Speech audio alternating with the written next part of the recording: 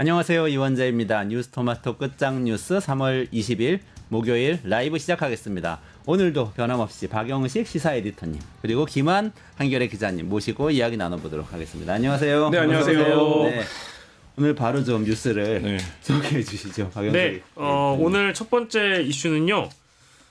조금 전에 그 헌법재판소가 선고기일을 발표했습니다. 근데 윤석열 탄핵 심판 선고기일이 아니라 깜짝이야. 네, 한덕수 국무총리 탄핵 심판 선고 기일이고요. 깜짝 놀랐어요. 다음 주 월요일 3월 24일입니다. 그리고 헌재 공보관이 이제 기자들에게 밝히기를 이번 주에는 더 이상의 선고기일 지정이 없다라고 밝혔기 때문에 많은 분들이 또 금요일이라도 그러면 윤석열을 파면했으면 좋겠다. 결과는 냈으면 좋겠다라고 생각하시는 분들에게 또 찬물을 끼얹어 버려서 윤석열 탄핵 심판 선고도 어쨌든 또 한 주 미뤄질 가능성이 높아지는 거고요. 이러면서 지금 한덕수 국무총리 탄핵 선고 기일을 지정한 배경에 대한 여러 가지 추측들, 설들, 해설들 난무하고 있습니다. 어떻게 봐야 되죠? 일단 몇 가지가 있을 텐데, 그러니까 일단 윤석열 탄핵 사건은 헌납 8입니다. 그리고 사건 번호가 그리고 한덕수 사건은 헌납 9예요. 새치기했네. 네, 그러니까 순서대로 보면 윤석열을 먼저 하는 게 맞는데, 그러면 왜 헌재가 한덕수를 먼저 할까라고 하면 사실 명분은 그거밖에 없죠. 그러니까 거리 시에, 그러니까 대통령이 거리라는 건 파면됐을 시에 전국 운영을 누가 할 건지에 대한 혼란을 최소화하기 위해서 한덕수 총리에 대한 탄핵 판결을 먼저 한다. 이거 말고는 사실 명분이 없는 거거든요. 왜냐하면 만약에 윤석열을 파면하고 나서 바로 즉시 그때부터 60일 안에 선고를 치러야 되는 상황이 발생하는데 그 날로부터.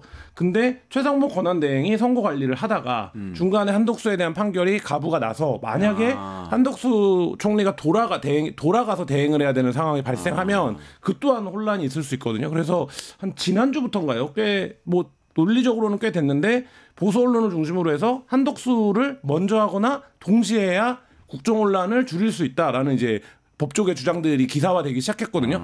근데 이제 그럼에도 불구하고 어쨌든 순서가 이게 빠르고, 그러니까 한덕수 총리에 대한 탄핵은 윤석열 그 이후의 사건 아니겠습니까? 탄핵 이후의 사건.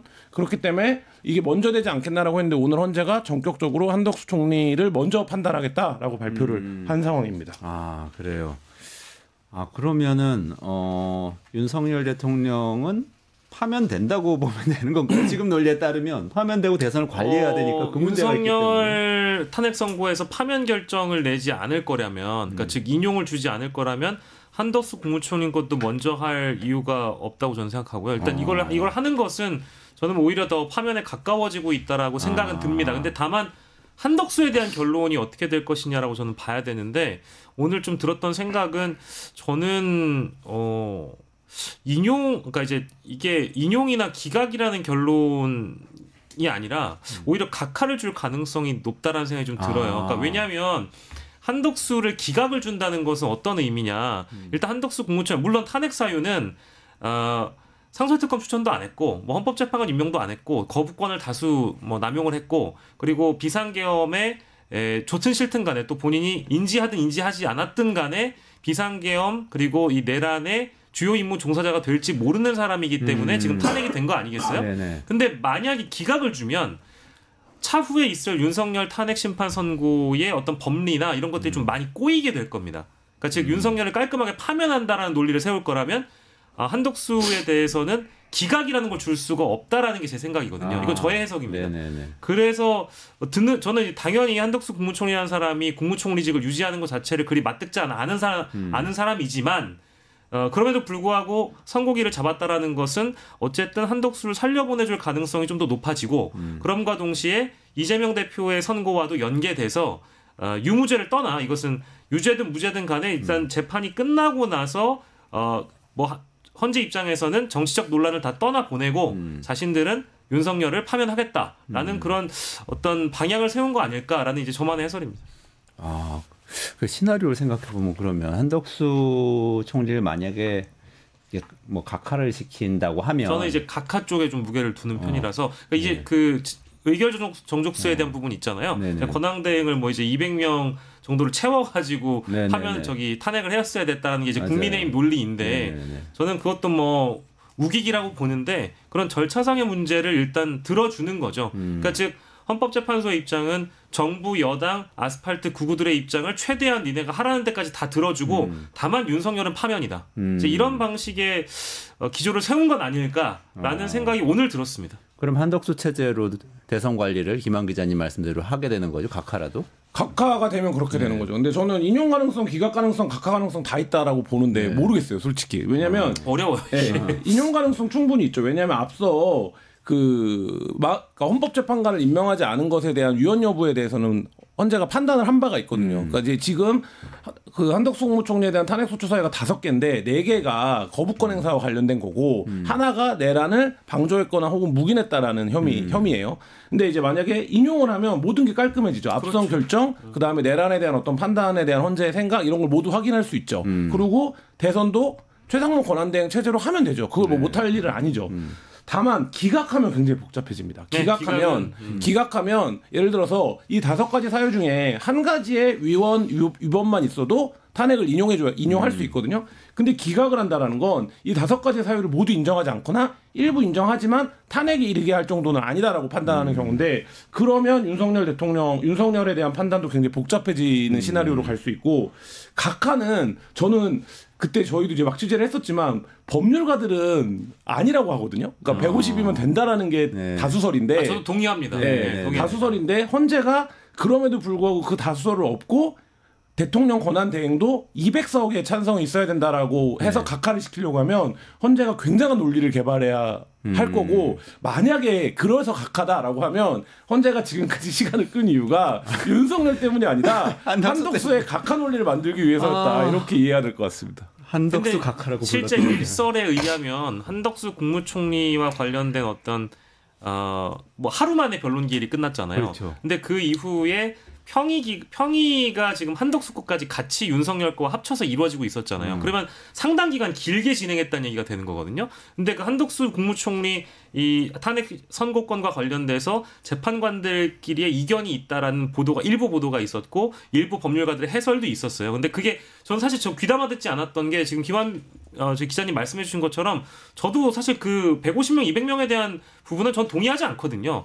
근데 오늘 이제 선고가 윤석열 선고보다 먼저 난다라는 이 보도가 나와서 들었던 생각은 이걸 아무리 시나리오를 맞춰보려고 해도 기각은 너무 어려운 문제이고 그러면 결국 인용과 각하 둘 중에 이제 잡아야 되는데 헌법재판소가 가장 정무적인 판단을 했을 때 내릴 수 있는 결론은 무엇이냐라고 물어보신다면 인용 쪽보다는 각하 쪽이 아닐까라는 저의 이제 이거 추측이고 뇌피셜입니다. 이거 정확한 거 아무것도 없어요. 근데 이게 인용을 하지는 않을 것 같다는 생각이 들어가지고.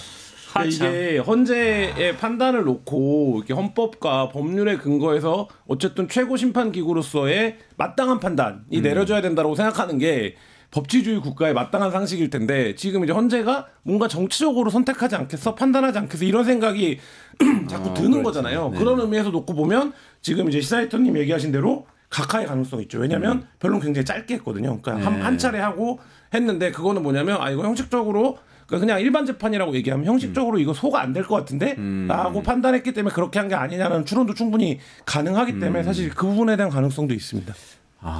그렇군요.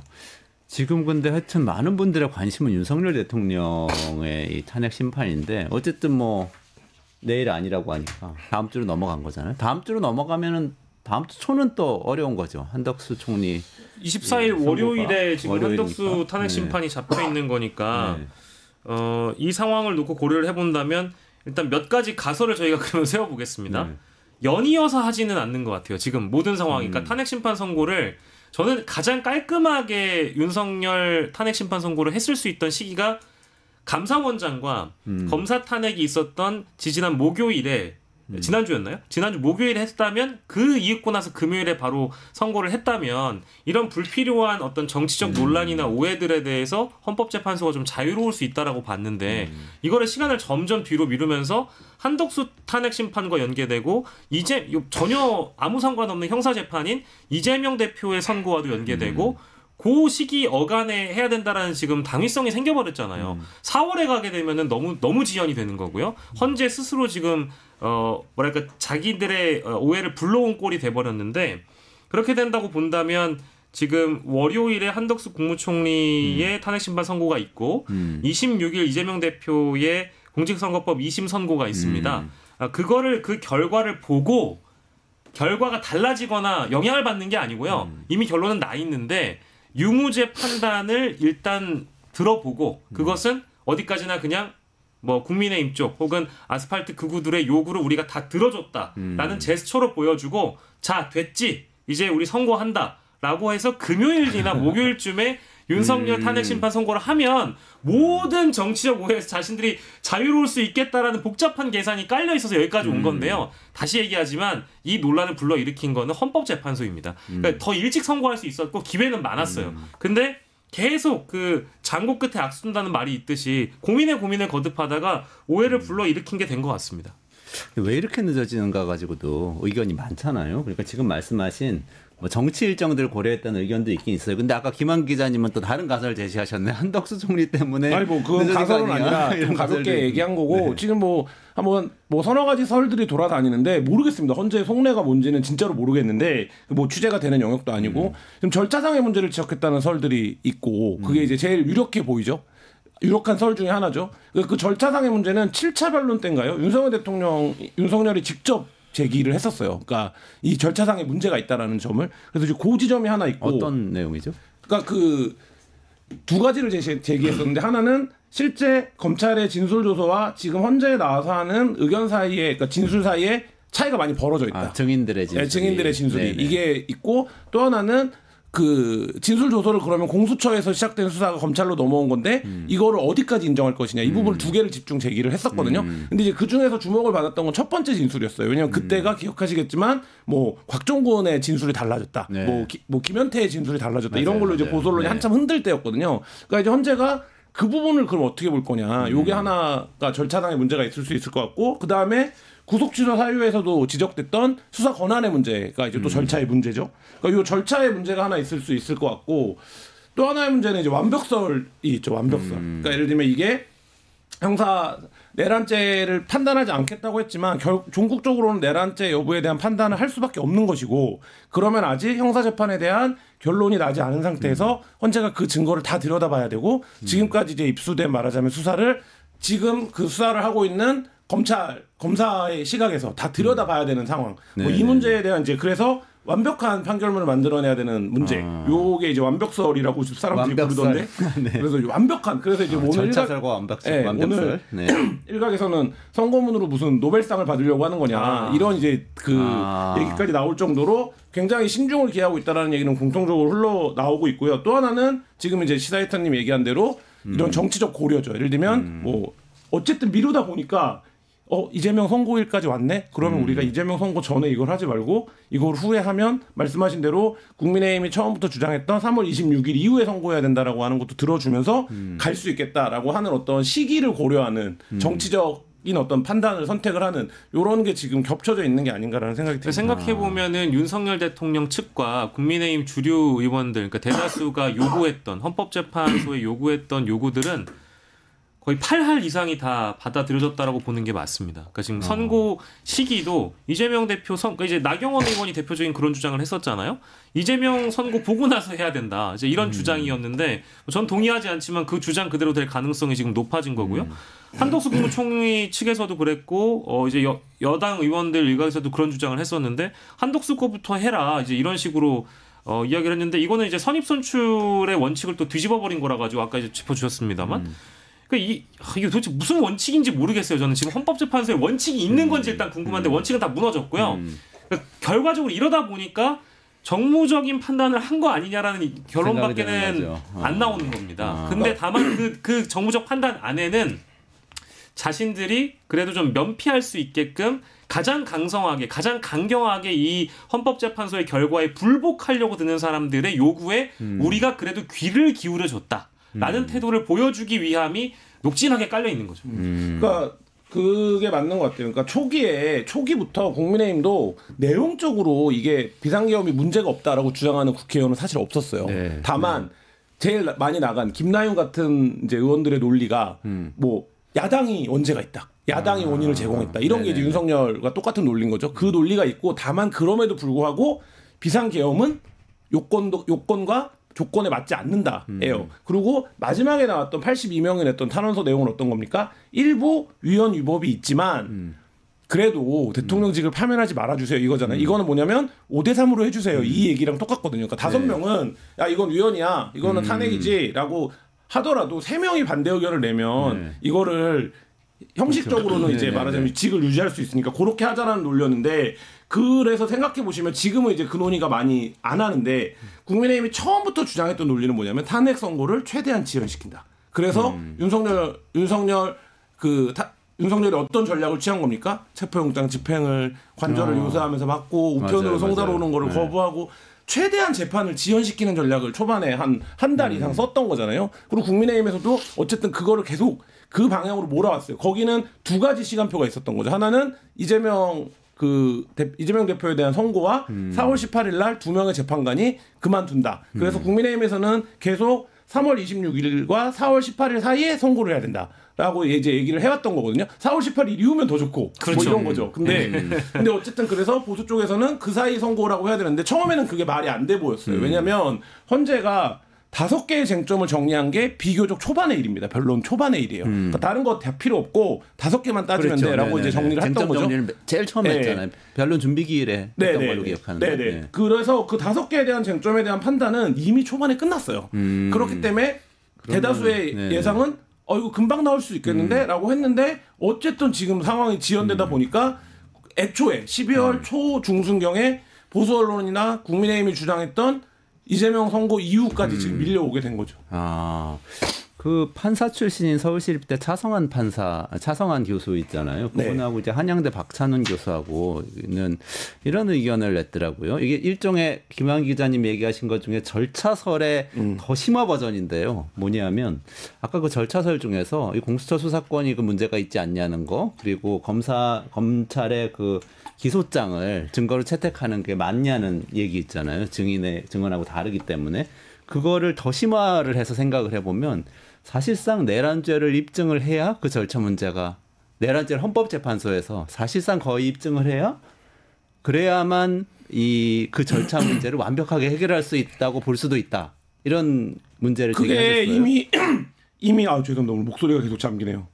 그 헌재 공보관이 이미 얘기를 했던 바 있어요. 그러니까 뭐라고 얘기를 했냐면 그 내란죄 부분 어떻게 할 거냐 기자들이 계속 물었었는데 우리가 평의 때 살펴보겠다 이렇게 얘기를 했거든요. 그러니까 지금 평의가 길어지고 있는 것 중에 반드시, 그러니까 추론입니다만 반드시 이유 중에 하나가 그 내란죄 여부에 대한 판단을 지금 평의 때는 이루어지고 있다고 봐야 됩니다. 이거는 어쨌든 객관적으로 제출된 자료와 헌법재판관 개개인들이 그것에서 어떤 법리를 적용할 수 있는지에 대한 걸 놓고 다투는 상황일 거고, 얘기가 오고는 상황일 거고, 이게 바깥에서 보는 것처럼 그러니까 그 헌법재판관이었거나 헌법재판 연구원을 지낸 분들이 얘기하는데 이미 결론은 나 있을 거라는 거예요. 근데 이 결론을 구성하는 논리에서의 내란죄 여부를 지금 어쨌든 어떤 식으로든 조율을 하고 있는 거는 맞다고 봐야겠죠. 그 내란죄 철회했기 때문에 각하돼야 된다는 주장을 국민의힘 쪽에서는 굉장히 강하게 했었는데 사실 또 그것도 아니네요. 네. 철회가 된 거는 아니네요. 그 뭐 사실 내란 행위를 그 헌법재판소에서 판단을 하는 거니까요. 내란죄가 철회됐다고 하더라도 내란 행위를 중심으로 해서 판단한 거라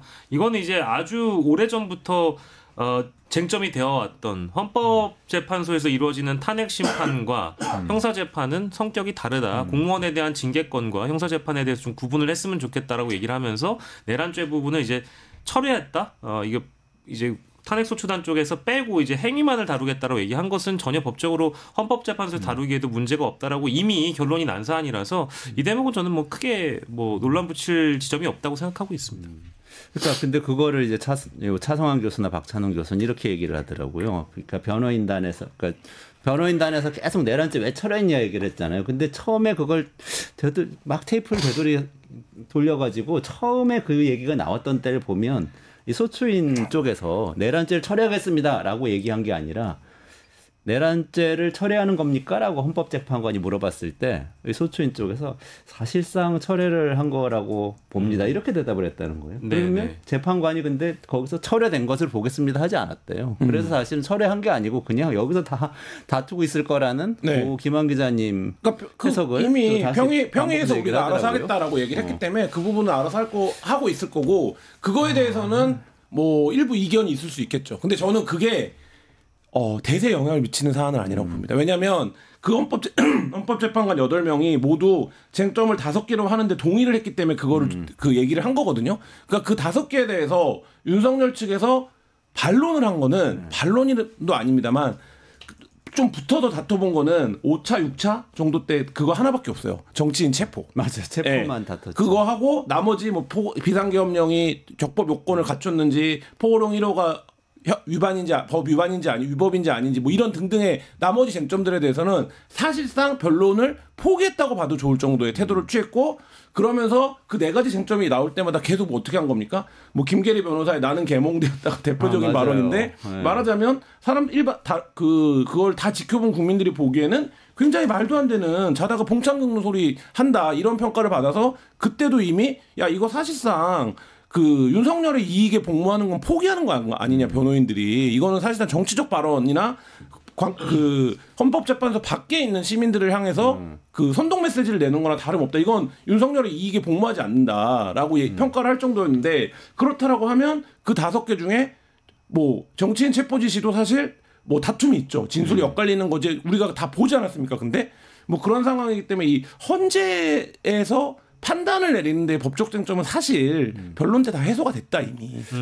저희가 이제 법조인은 아니지만 원칙대로만 좀 일단 설명을 드리자면 아까 강조했던 대로 탄핵 심판은 형사 재판 절차가 아니라는 점. 그러니까 탄핵 심판은 소추자, 그러니까 피청구인 윤석열의 범죄를 확정해서 헌재가 감옥을 보내는 절차가 아닌 거잖아요. 일종의 이제 징계 절차인 거니까 대통령직을 계속 수행해야 되는지 아닌지를 결정하는 징계 절차라는 부분이어서 거기에서 내란죄 여부 즉 형법 위반을 헌재에서 확정하지 않아도 탄핵 사유가 재판 변론 기일 과정에서 이미 드러났고 심지어 윤석열의 입으로 선관위에 내가 계엄군을 보냈다라든지 아까 뭐 이제 체포조를 운영한다라든지 이런 대목들이 다 드러나 있는 거잖아요. 그게 이제 일종의 내란 행위입니다. 그러니까 즉 헌법적 평가와 개헌법적 평가만 내려도 충분히 탄핵소추 사유에 해당할 수 있다라는 이 대세나 흐름을 꺾을 수가 없다라는 거예요. 그 대목을 말씀 주신 거고 그리고 헌재가 만약에 탄핵 심판을 내란죄 성립 여부에 맞춰가지고 이 헌재 심판을 진행하게 되면 이거 죄송한 얘기지만 3년 걸릴 수도 있습니다. 그거 모르는 거예요. 근데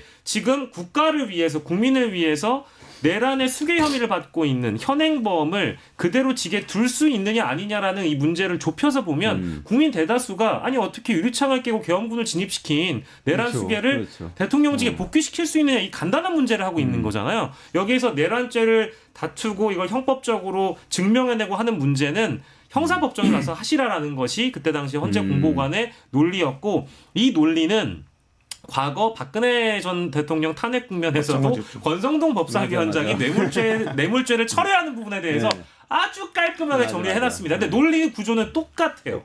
똑같습니다. 탄핵 심판 선고는 형사법정이 아니다.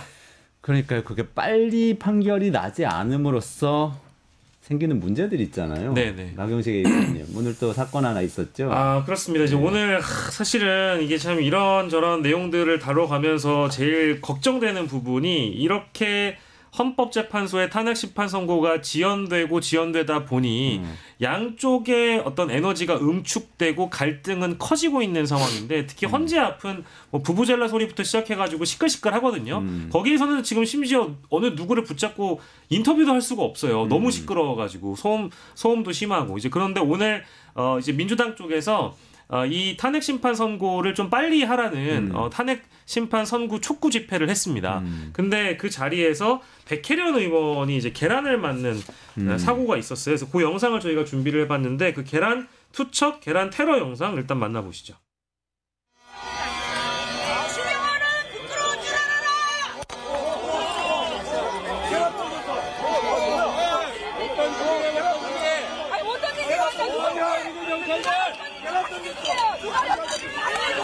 계란 던졌어. 맞았어. 의원님 맞았어. 의원님 맞았어. 계란 던졌어 지금. 계란 던졌어. 계란 던졌어. 의원님 맞았어. 제대로 맞았어. 빨리 확인해봐요. 빨리 확인해요. 방에서 내라고. 나가라고 하는 게 진짜 경찰 있어. 아직 닦지 마세요.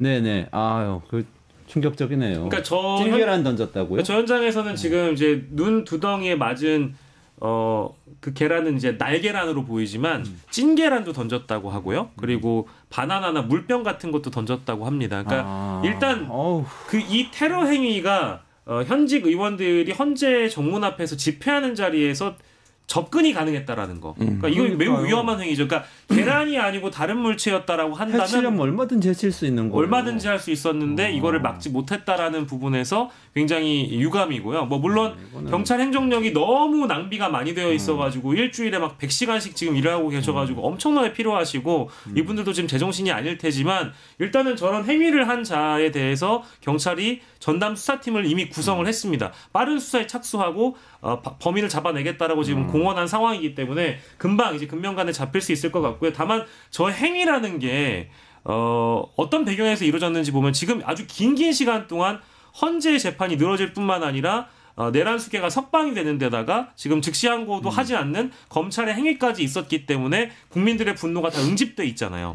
그러다 보니까 헌법재판소의 극우 집단이라고 부르는 사람들이 이제 돈 없는 발언이나 행위들을 하고 있는데 현장에 찾아온 현직 의원들을 대상으로 해서 테러 행위를 벌인 것이죠. 근데 저거는 있어서도 안 되는 행위라고 봅니다. 근데 제가 어제 그 앞으로 저녁 때 퇴근을 했는데 저는 경비태세가 약간 이해가 안 가더라고요. 그러니까 뭐가 이해가 안 갔냐면 양쪽으로 차벽이 쭉 늘어서 있습니다. 경찰 차들이. 근데 헌재 정문을 못 막으니까 정문 앞이 비어 있어요. 그러니까 정문은 인력이 지키고 있습니다. 그 바리케이트를 놓고 그리고 저런 기자회견을 하면 그 바리케이트를 치우고 이제 기자회견을 하는 거죠. 근데 이 정문을 마주보고 있는 건너편 있잖아요. 바로 건너편.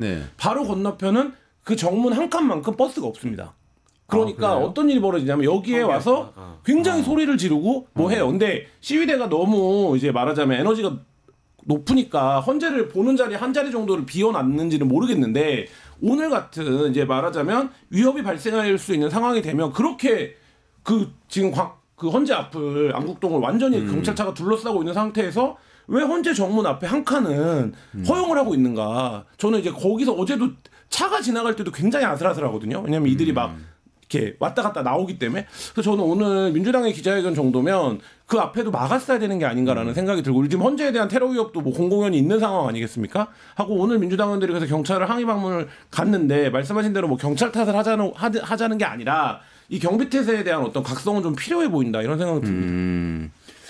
아 그러네. 근데 이거는 정말 이거 자칫 잘못 두면은 이게 테러 위협이 항상 있는 나라가 되어버릴 수가 있거든요. 그래서 이거 정말 위험한 거예요. 근데 이게 진짜로 한 30년 전으로 돌아간 게 우리가 현대사 공부할 때 왜 정원식 국무총리가 계란을 맞아갖고 국면이 뒤집어진 적이 있잖아요. 그때 이제 뭐 계란을 맞은 걸 의도를 했네. 뭐 이게 과거사 진상규명도 되고 뭐 이랬던 사건인데 근데 이게 그만큼 예를 들면 날계란은 아무것도 아닌 것 같지만 직접적으로 위해와 폭력을 가하는 행위이기 때문에 그거에 대해서는 엄청나게 비난을 했던 게 30년 전에도 그랬거든요. 근데 지금 그 정도의 우리가 감수성 갖고 있는가의 하나와 이게 진영 대결이 되다 보니까 그러니까 왜 이렇게 나라를 갈라놨는가 이 부분 두 가지에 대해서 지금 우리가 어쩌면 30년 전에 정원식 국무총리가 계란을 맞았을 때보다 더 퇴행적인 사회 분위기 속에서 살고 있는지도 모르겠다 이런 생각이 듭니다. 그리고 일부 보수 커뮤니티 이런 데 들어가 보니까요. 아니 니네가 좋아하는 노무현 전 대통령도 계란 맞고 나서 국민들의 분노가 이럴지라면 내가 계란이라도 맞겠다라고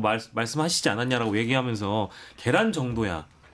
계란에 대해서 너무 이제 폄하를 하고 있는데 이제 그렇게 평가절하를 이 상황을 그런 식으로 축소시키면 안 된다라는 거죠. 이 사안은 그때 대통령이 국민에게 계란을 맞고 그것을 감내하겠다라고 직접 본인의 육성으로 밝히는 것과는 완전히 다른 지금 국면이잖아요. 그렇죠. 지금 이거는 내란죄 여부를 두고 내란의 수교 혐의를 받고 있는 사람이 풀려난 상황이고 저 자리는 지연되고 있는 헌법재판소의 탄핵심판 선고를 좀 촉구하는 자리임에도 불구하고 저기에서 그 촉구를 하는 당사자를 상대로 어떤 물건을 던져가지고 모멸감을 주거나 실제 위해를 가하려고 했다고. 그리고 만약에 우리 같이 안경 쓰고 있는 사람에다가 날계란을 던지거나 찐계란을 던지면은요 더 큰 피해가 양산됩니다. 게다가 날계란조차도 일단 가속도가 붙기 때문에 제가 자세히 돌려보니까 물론 지금 백혜련 의원이 눈의 상태가 괜찮았으면 좋겠고 이 회복이 빨리 되셨으면 좋겠습니다만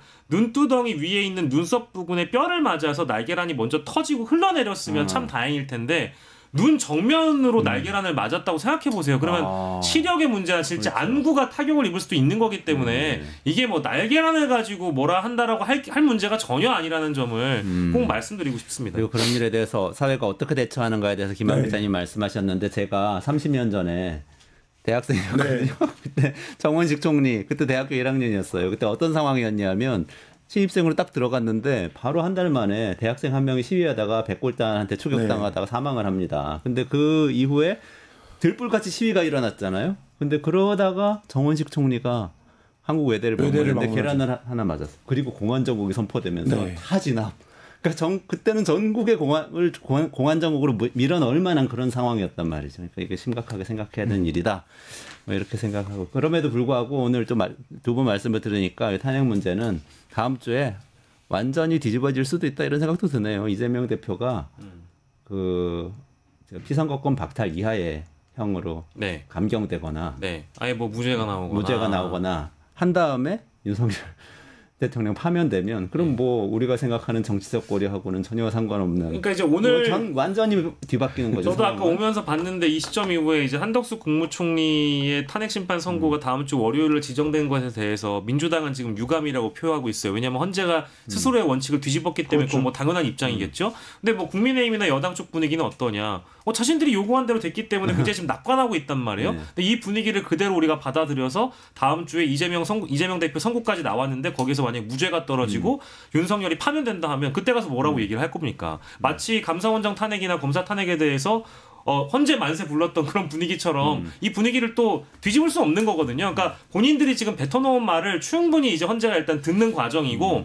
선고가 나오면 그 선고를 수용해야 될 것이다라는 그런 명분을 쌓아가는 과정이라고 저는 생각하고 있습니다. 저는 다만 기관으로서 다시 한번 좀 헌재의 오만함을 보는데 헌재가 뭐라고 얘기했냐면 다른 어떤 것보다 이게 국론 분열이 심각하고 국가적인 위기 상태가 초래되기 때문에 윤석열 탄핵을 최우선적으로 처리하겠다라고 얘기를 공개적으로 했었습니다. 근데 그거에 대해서 그게 안 되는 이유에 대해서 최소한 오늘 설명이라도 있었어야 된다. 근데 그 설명이라도 있었어야 보는 국민들이 그다음에 이제 기다리는 사람들이 뭐 이해를 할 구석이 있는데 그게 없이 계속 지연만 되니까. 근데 저는 이게 어쨌든 헌재가 단심으로써 사회적 모든 의사에 있어서의 최종 결정권을 갖고 있는 거나 마찬가지처럼 지금 인식되잖아요. 그런 관계에 대한 어떤 해소 이런 문제가 여전히 숙제로 지금 이 지연 과정에서 남게 됐다 이런 생각은 듭니다. 알겠습니다.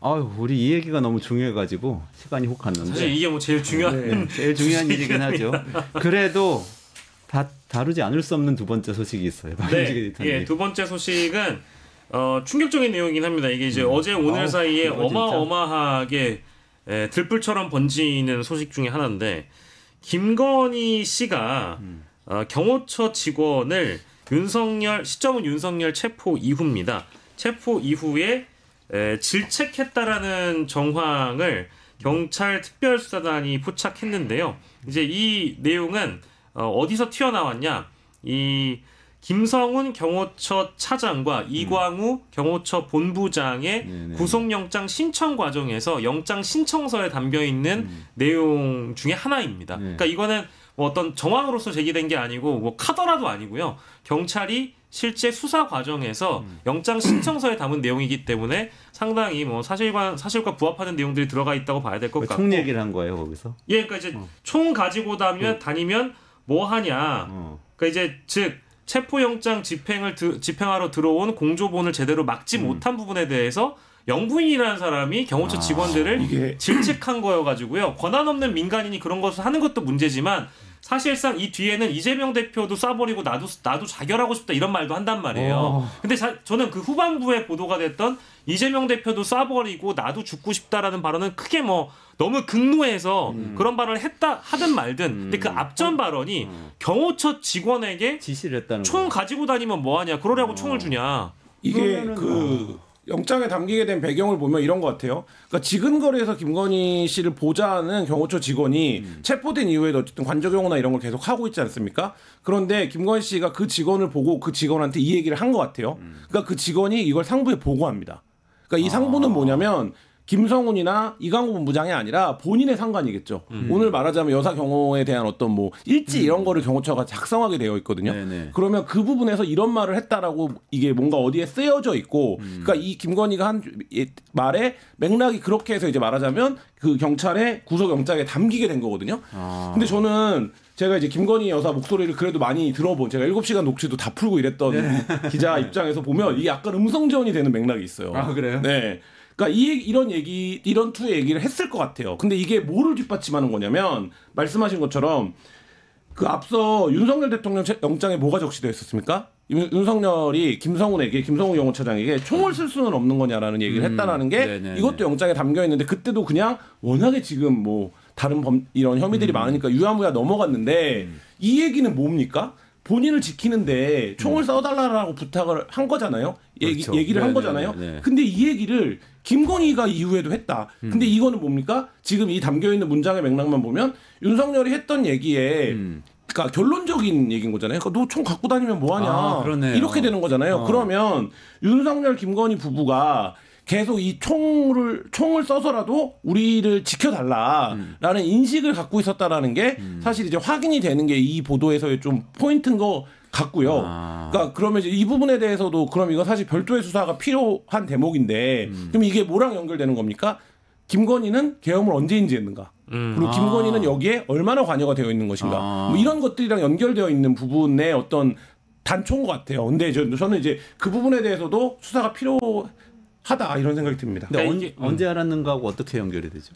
이 계엄의 연관성이 지금 밝혀진 게 아무것도 없잖아요. 네네. 근데 계엄을 저지른 이후에 김건희가 경호처 직원에게 총을 쏘서라도 윤석열을 지켰어야 된다라고 얘기를 하면 뭐 윤석열과의 부부관계니까 그렇게 얘기했을 수도 있지만 결국엔 지금 그 이후에 윤석열이 계엄의 정당성을 계속 설파했던 거 아닙니까? 네네. 그러면 김건희도 마찬가지로 이 계엄이 정당했다라고, 그러니까 우리를 이미. 지켜줘야 된다라고 생각했던 것이 아니냐라고 하는 거를 처음부터 같이 기획했던 게 아니냐. 네네. 그렇게 정당하다고 믿고 있다는 사실은 알겠습니다. 그리고 이제 이게 이제 튀어나온 과정을 보면 경찰의 이제 포렌식이 한 몫을 하는데요. 지금 김성훈 차장과 이광우 본부장과 관련된 뉴스들 대부분 쏟아져 나오는 단독 보도를 보면 경찰의 포렌식을 통해서 나온 자료들이 많이 있습니다. 그러니까 아까 이 상관에게 보고했다는 그 상관이 김신 가족부장이라는 사람이거든요. 여기 실제 김건희가 한남동 관전에 있는 가족 경호부 사무실에 들어가서 경호처한테 실망했다면서 그 총을 쏘라고 줬는데 왜 그거 안 쏘고 뭐 했냐라고 질책을 하는 거예요. 근데 그때 당시에는 가족부장이라는 김신 씨가 없었고 그 경호처 직원이 이 내용을 듣고 김신 가족부장한테 보고를 합니다. 보고를 하는데 그 보고 내용과 관련돼 가지고 김신 가족부장의 개인 휴대폰과 업무폰을 압수해가지고 분석하고 포렌식을 해봤더니 그 내용이 들어가 있다라는 겁니다. 그래서 요 내용이 김성훈 경호처장과 함께 이광호 본부장의 영장 신청서에 담겨 있다라는 것이고요. 이제 아까 말씀하셨던 이 부장단 오찬이라는 거를 1월 10일에 윤석열과 김성훈이 하게 되는데 부장 등등이 거기에서도 총을 쏠 수 없는 거냐 했더니 김성훈이 네 그렇습니다를 하는 것이고 이광우 본부장의 경우에도 여타 보도가 됐습니다만 그때 2차 체포영장 집행 전에 경호관들한테 뭐 기관단총 2정하고 뭐 총탄 80발을 가족부에 배치해놔라 라고 지시를 한 게 또 이광우 본부장이에요. 근데 생각을 해보십시오. 지금 총 그런 데 쓰라고 놔뒀는데 총 안 쏘고 뭐 했냐라고 얘기를 한 사람이 김건희입니다. 그리고 총을 쏠 수 없는 거냐라고 경호처에게 지시한 사람이 윤석열입니다. 그리고 실제 총을 준비한 사람이 이광호 본부장입니다. 그리고 이 내막을 다 알고 있는 게 김성훈입니다. 이 네 사람이 다 어디 있죠? 한남동 관저에 그대로 있습니다. 지금까지 그러네요. 있는 거예요. 네. 그 1월에 있었던 체포영장 집행 과정에서부터 지금까지 흘러나왔던 얘기가 지금 3월이 되도록 정리가 안 된 겁니다. 엄밀히 얘기하면 범죄 혐의가 짙고 구속의 사유가 상당한 사람들이 아직까지 한남동 관저에 있다라는 게 지금 우리 현실이라는 점을 짚고 싶어가지고 말씀드린 것이고요. 게다가 그 내란 수계는 풀려났고요. 그러네요. 지금 이 두 사람은 4번, 3번째 이은 영장 신청이 이제 거의 검찰 단계에 넘어가서 영장이 청구됐다는 점. 좀 가관입니다. 내일 10시 반에 네. 영장 구속 실질 심사가 열립니다. 고속은 될까요? 저는 될 거라고 봅니다. 이 정도의 사안이면 지금 될 수밖에 없다. 될 수밖에 없고 하나만 더 말씀드리면 어제 SBS 단독 보도를 보면 이 김성훈하고 이광우라는 사람이 1차 영장 그 집행시 때 체포영장 집행 윤석열과 관련돼서 체포영장 집행 실패했을 때 그때 어떤 대화를 SNS로 주고받냐면 이 공수처 검사들과 그 체포 인력들 관저에 오면 다 때려 잡아야 된다. 네. 이런 인식을 갖고 있는 사람들이에요. 근데 이런 인식을 갖고 있는 사람들이 총기를 사용해서 이 우리 공무원들을 제복 입은 시민들을 어쨌든 때려 잡으려고 했다라는 겁니다. 이게 이제 김건희의 사연과도 이제 같이 맞물리는 것이죠. 그러니까 윤석열 씨 같은 경우에는 계엄 당일에도 총을 쏴서라도 이 발언했다는 증언이 계속 나왔잖아요. 그거하고 연결시켜 보면 계속해서 이 총기 사용을 지시를 하고 있다는 정황이 계속 드러나는 정확하게 그런 인식을 갖고 있다는 거잖아요. 그러니까 이게 보면 예를 들면 뭐 어떤 정치 지도자나 이런 사람들의 사고 방식이라기보다는 뭐 예를 들면 뭐 사담 후세인 그다음에 남미에 있는 어떤 카르텔의 수장 조폭 두목이죠. 이런 사람들의 사고 방식이거든요. 그러니까 예를 들면 아까 이제 여기 영장을 집행하러 오는 사람들 누굽니까? 다 공무원들이에요. 그렇죠. 다 경찰이에요. 네. 근데 이 경찰들한테 총을 쏠 수는 없냐라고 질책을 했다는 거 자체가 어떤 사고 방식을 갖고 있었던 건지가 지금 참 적나라하게 드러나는 거죠. 그러니까 우리나라 대통령이 우리나라 경찰들한테 총을 쏠 수 없냐라고 이야기를 했다는 거잖아요. 그렇죠. 정말 아무렇지 않게 끔찍합니다. 생각한다라는 게 진짜 정말 말씀 그대로 끔찍하고 참담한데 중요한 건 이제 예측 가능해진 상황이잖아요. 이 사람들이 이런 인식을 갖고 있다라는 게. 그러니까 지금 이 이후에도 만약에 윤석열의 재구속 상황이 벌어진다라고 하면 경호처에서 총기 사용 얼마든지 가능하다라는 걸 보여준 것이고 김건희가 또 마찬가지로 관저에 있다라고 한다면 거기에 있는 경호처 직원한테 뭐라고 하겠습니까? 니네 쏘라고 준 건데 왜 안 쏘냐? 이런 얘기 안 하겠습니까? 그러니까 위험 인물로 분류된 자들은 모조리 다 구속을 시켜야 된다고 저는 봅니다. 그러네요. 재구속을 해야 되는데 그거 집행하는 것도 큰일이라는 그런 생각도 또 드네요. 근데 지금 또 안타까운 것이 계속해서 경호처에서도 그런 일이 있었습니다만 박영식 에디터님. 네. 윤석열 씨하고 관련해서 뭔가 다른 목소리를 내는 공직자들이 계속 고초를 겪고 있다면서요? 네. 지금 이제 윤석열 석방 이후에 이제 뭐 작용이 있다면 반작용이 있다라고 봐야 되는데 이걸 뭐 보복이라고 봐야 될지 모르겠습니다. 그래서 몇 가지 사례를 일단 소개해드리면 지금 지난 13일에 이건 이제 권익위 사안인데요. 한삼석 권익위 상임위원이 공무원의 정치적 중립 의무를 위반했다면서 인사혁신처에 한 위원에 대한 징계 의결을 요청하는 일이 발생했습니다. 이게 지금 석방 닷새 만인 13일에 이제 발생한 일이고요. 한 위원을 포함해가지고 권익위원 4명이 12월 6일에 성명을 내고 윤석열 파면을 해야 된다라는 목소리를 낸 것에 대한 일종의 이제 보복이라고 봐야 될 것 같은데. 그거 말고도 사실 경호처에서도 지난 저희 끝장뉴스 시간에 전달해 드린 대로 경호처의 경호 3부장이죠. 3부장이 김성훈이 함께 열었던 그 징계위원회에서 해임 조치가 의결돼가지고 지금 현재 해임 단계에 있는 상황이다. 뭐 물론 최상목 권한대행이 여기에 지금 결재를 했다라는 소식은 들려오지 않고 있는 상황입니다만 이런 식으로 현재 일종의 백래시가 이어지고 있다라고 봐야 될 것 같고 김상욱 의원과 관련된 이야기를 여기에 이제 같이 묶어야 되는지는 잘 모르겠습니다만은 국민의힘에서 사실상 지금 왕따를 당하고 있는 상황이잖아요. 그래서 국민의힘에서도 윤석열 파면에 대한 어떤 목소리를 내는 사람들에 대해서도 정치적인 보복이 함께 잇따르고 있다는 점까지 함께 묶어볼 수 있겠습니다. 그러니까 총을 쏴서라도 경찰을 막아라 이런 얘기를 하는 사람이 풀려나서 관저에 지금 칩거하고 있는 상황에서 공직자들이 신경 쓰고 있는 거 아니에요? 이 정도면? 신경 쓰는 정도가 아니라 지금 완전히 뭔가 뒤집어진 상황이죠. 이 상황을 해소하는 건 윤석열을 파면하는 것밖에 없고 저희가 그 용산에 그 관저에 있을 때 뭐라고 얘기했습니까? 윤석열의 핸드폰이 살아있는 한 쉽게 움직여지지가 않는다. 왜냐하면 윤석열이 탄핵 소추가 됐지만 핸드폰은 살아있었던 거 아닙니까? 그러면 누구랑 통화를 하는지 누구랑 뭐 어떤 얘기를 하는지를 알 수가 없기 때문에 빨리 인신구속을 시켜야 된다. 그게 증거인멸하고도 연결이 되지만 대통령이라고 하는 한국사에서 가장 막강한 권력이 어쨌든 신분을 유지하고 있는 상황의 위험함을 짚었던 건데 지금 더 기세등등해졌겠죠. 왜냐하면 들어갔다가 구속 취소가 돼서 나왔으니까 과거에 체포되기 직전에 비해서 훨씬 더 기세등등하고 지금 그때에 비해서 여론도 어떻습니까? 탄핵 선고 지연되고 있고 광장은 지금 완전 양분되어 있는 것으로 보이고 여론조사하면 국민의힘이 민주당을 이긴다는 결과가 나오는 조사까지 나오고 있으니 윤석열이 마지막에 방문했던 국힘의원들한테 뭐라고 했다는 겁니까? 체포되기 직전에 잘해보면 우리가 이길 수도 있겠다라는 취지의 발언을 했다는 거 아닙니까? 그러면 지금은 더 그렇고 어제인가요? 오세훈 시장이 인터뷰에서 탄핵이 각하나 기각될 거라고 보면서 본인의 어떤 입장을 바꾸지 않습니까? 이런 것들도 보면 지금 구속 취소돼서 석방돼서 나온 이후에 윤석열의 영향력이 여전히 그 막강한 힘을 발휘하고 있다 이렇게 볼 수밖에 없는 상황인 거죠. 아 그렇군요. 이걸 헌재가 방치하고 있는 상황입니다. 이거는 빨리 파면 결정을 내려줘야 이제 정리가 될 상황인 것 같습니다. 이거 시간 얼마 벌써 지났지만 이거 정리해 주셔야 될 것 같아요. 해주시고 가시죠. 오세훈 서울시장에 대한 이야기. 네. 또 유독 김환 기자님하고 같이 출연할 때 이런 관련된 명태균 게이트에 관련된 내용이 꼭 나오는데 오늘 오전이었습니다. 오세훈 서울시장 집무실과 공간에 대한 압수수색이 일단 있었고요. 그리고 사실은 정무부 시장과 관련된 그 자택 압수수색 시도도 함께 있었습니다. 뭐 혐의는 다들 아시는 대로 여론조사 대납 비용 대납 의혹이고요. 더불어서 명태균 게이트에 연루된 이제 새로운 인물일 수도 있는데 일부 이제 이 인물은 빼놓고 얘기를 하시는 분들도 있는데 함께 결부가 되어 있습니다. 박형준 부산시장에 대한 검찰의 수사도 함께 본격화되고 있는데 여기도 마찬가지로 여론조사 비용 대납 관련입니다. 그래서 홍준표 시장은 뭐 아직까지는 이 어떤 대납 과 관련된 어떤 연결고리가 다 나온 건 아니고 홍준표, 명태균 둘의 어떤 관계성까지도 좀 확정될 만한 시간이 좀 필요해 보이긴 하는데 이미 수사가 많이 진전돼 있었던 오세훈 시장과 관련된 강제 수사 시도가 일단 이루어짐으로 인해서 뭐랄까요 국민의힘 앞으로의 대선 경선이 뭐 재밌어졌다라는 표현은 좀 그렇고 아무튼 굉장히 좀 예측 불가능성이 좀 생겼다라고 봐야 될 것 같고 오세훈 시장에게는 빨간불이 켜진 거죠.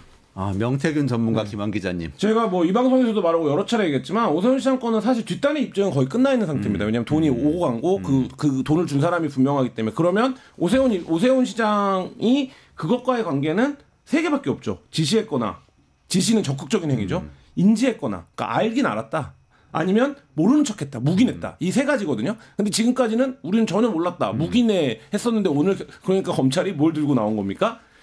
강철원과 명태균이 주고받은 카톡을 깐 거예요. 그러니까 이 카톡을 까니까 어떻게 된 겁니까? 강철원 정무 부시장이 굉장히 적극적으로 개입했던 거예요. 이 여론조사에. 그러면 강철원 부시장은 측근 중에 측근인데 그거 부인하지 못합니다. 오세훈도. 예를 들면 후원회장은 좀 거리가 있는 사람이 이럴 수 있지만 강철원은 부인할 수 없는 사람이고 그 전까지 오세훈 시장의 설명이 뭐였습니까? 강철원이 쳐냈다. 강철원과 싸웠다. 이런 거였어요. 근데 아닌데 강철원 시장의 여론조사 문항도 주고받고 이랬네? 보고도 받았네? 라고 하면 이제 이 오세훈 시장의 여기에 대한 관여도에 대한 개입은 끝난 거라고 보여지고 박형준 시장은 역시 돈이 오간 게 있을 겁니다. 그러니까 예를 들면 검찰이 수사를 착수한다라는 건 구체적인 여론조사를 둘러싼 비용 문제에 대한 확인이 됐기 때문에 이 정도 이름, 그러니까 광역단체단체장 정도 되는 이름을 꺼낼 수 있는 거거든요. 그러면 금액이 얼마인지는 지금 불분명하나 박형준 시장이 몇 차례 여론조사를 의뢰하고 그거에 대한 어쨌든 금전적 거래가 오고 갔음을 확인했기 때문에 불법이라고 보고 있는 게 아닌가 싶습니다. 지금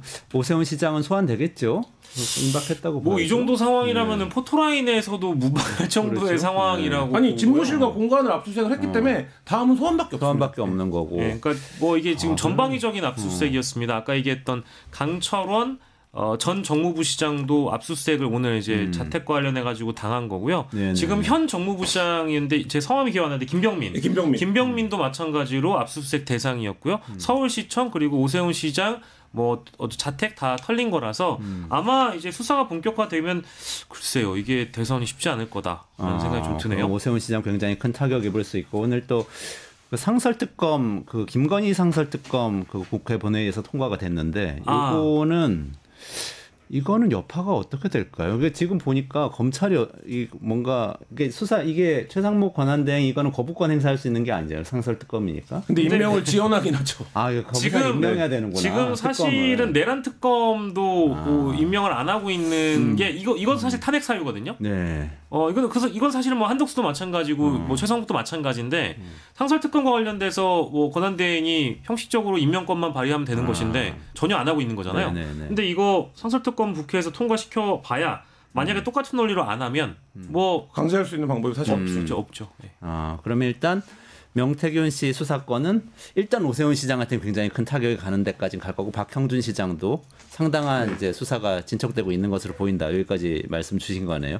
명태균 씨 국회 출석한다고 그러는데 여기서 또 폭탄 터지는 거 아닐까? 26일에 명태균 씨가 출석 요구를 하겠다고 민주당이 선언을 했는데 뭐 언급을 하긴 했는데 명태균 씨가 안 나온답니다. 안 나온다고 그랬어요. 네, 이미 어제자로 단독 보도가 이미 됐고요. 안 나온다고 합니다. 알겠습니다. 그리고 지금 막 들어온 속보에 의하자면 최상목 권한대행을 민주당에서 고발을 했어요. 그 고발을 한 내용이 미르재단 설립 그때 관련된 의혹이었는데 죄목이 뇌물죄 그리고 강요죄로 고발을 검토 중이다라고 지금 나와 있습니다. 고발장을 일단 제출하기로 했는데 이게 2015년 박근혜 정부 경제금융비서관을 최상목 권한대행이 지냈었는데 16개 기업에게 일주일 만에 486억 원을 강제 수금한 의혹이 있다라고 지금 최대행 수사를 촉구한 상황인데 저는 이거 잠깐만 이게 가능한가 싶었는데 공소시효가 10년? 10년이. 그러니까 아직 남아. 그래서 아직 남아 있어서 이걸 지금 한 것 같아요. 이 논란이 없었던 논란은 아닌데 지금 최상목 권한대행이 쉽게 얘기하면 말을 잘 안 듣잖아요. 민주당 말을 잘 안 듣잖아요. 그러니까 어떤 형태로든 탄핵 가기 전까지 할 수 있는 모든 가용 수단을 다 총동원하겠다라는 입장인 것 같고 최상목 권한대행이 그래가지고 만약에 당신들이 나를 탄핵할 거면 나 사표 던진다라고 문화일보가 보도를 했었는데 그와 관련된 입장도 어떤 자신의 거취 문제를 얘기하는 것은 사치다. 그러니까 마치 자신은 사퇴를 검토한 적이 없다라는 식으로 이미 지금 항변을 했습니다. 거기까지는 정리드릴 수 있을 것 같아요. 알겠습니다. 그것도 또 뭐 어쨌든 고발을 하고 나면은 입건을 지금 검찰에 고발한 거죠? 지금 잠시만요. 이거 관련돼 가지고는 아니, 수사 기간과 주체까지는 안 나왔을 네. 것 같고 나왔어요? 그 카드를 쓰겠다라는 입장 고발을 정도를 하겠다. 네. 그때 안종범 공소장이라든지 안종범 경제수석의 판결문에 여러 차례 등장하거든요. 그러니까 그렇군요. 사실 내용적으로는 파악은 이미 다 되어 있을 거고. 그렇군요. 알겠습니다. 오늘도 뜨거운 헌법재판소 이야기부터 시작해서 이 검찰 수사 이야기까지 잘 오늘은 정리해 진짜 주세요. 내용이 많았습니다. 내용이 너무 알찼어요. 예. 너무 알찼고 꽉 채워졌는데 조금 시간 오버했지만 마무리해야 될 것 같습니다. 김한 한겨레 기자님, 박영식 시사에디터님 같이 했고요. 그리고 요즘 국제 정세가 굉장히 어지러운데 푸틴하고 트럼프하고 1시간 넘게 2시간인가요?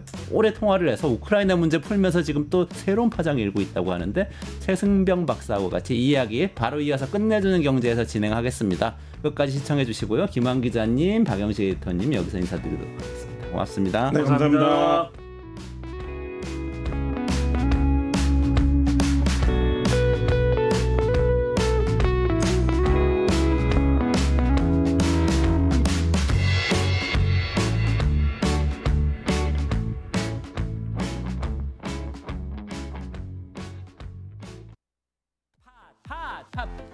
증권 통판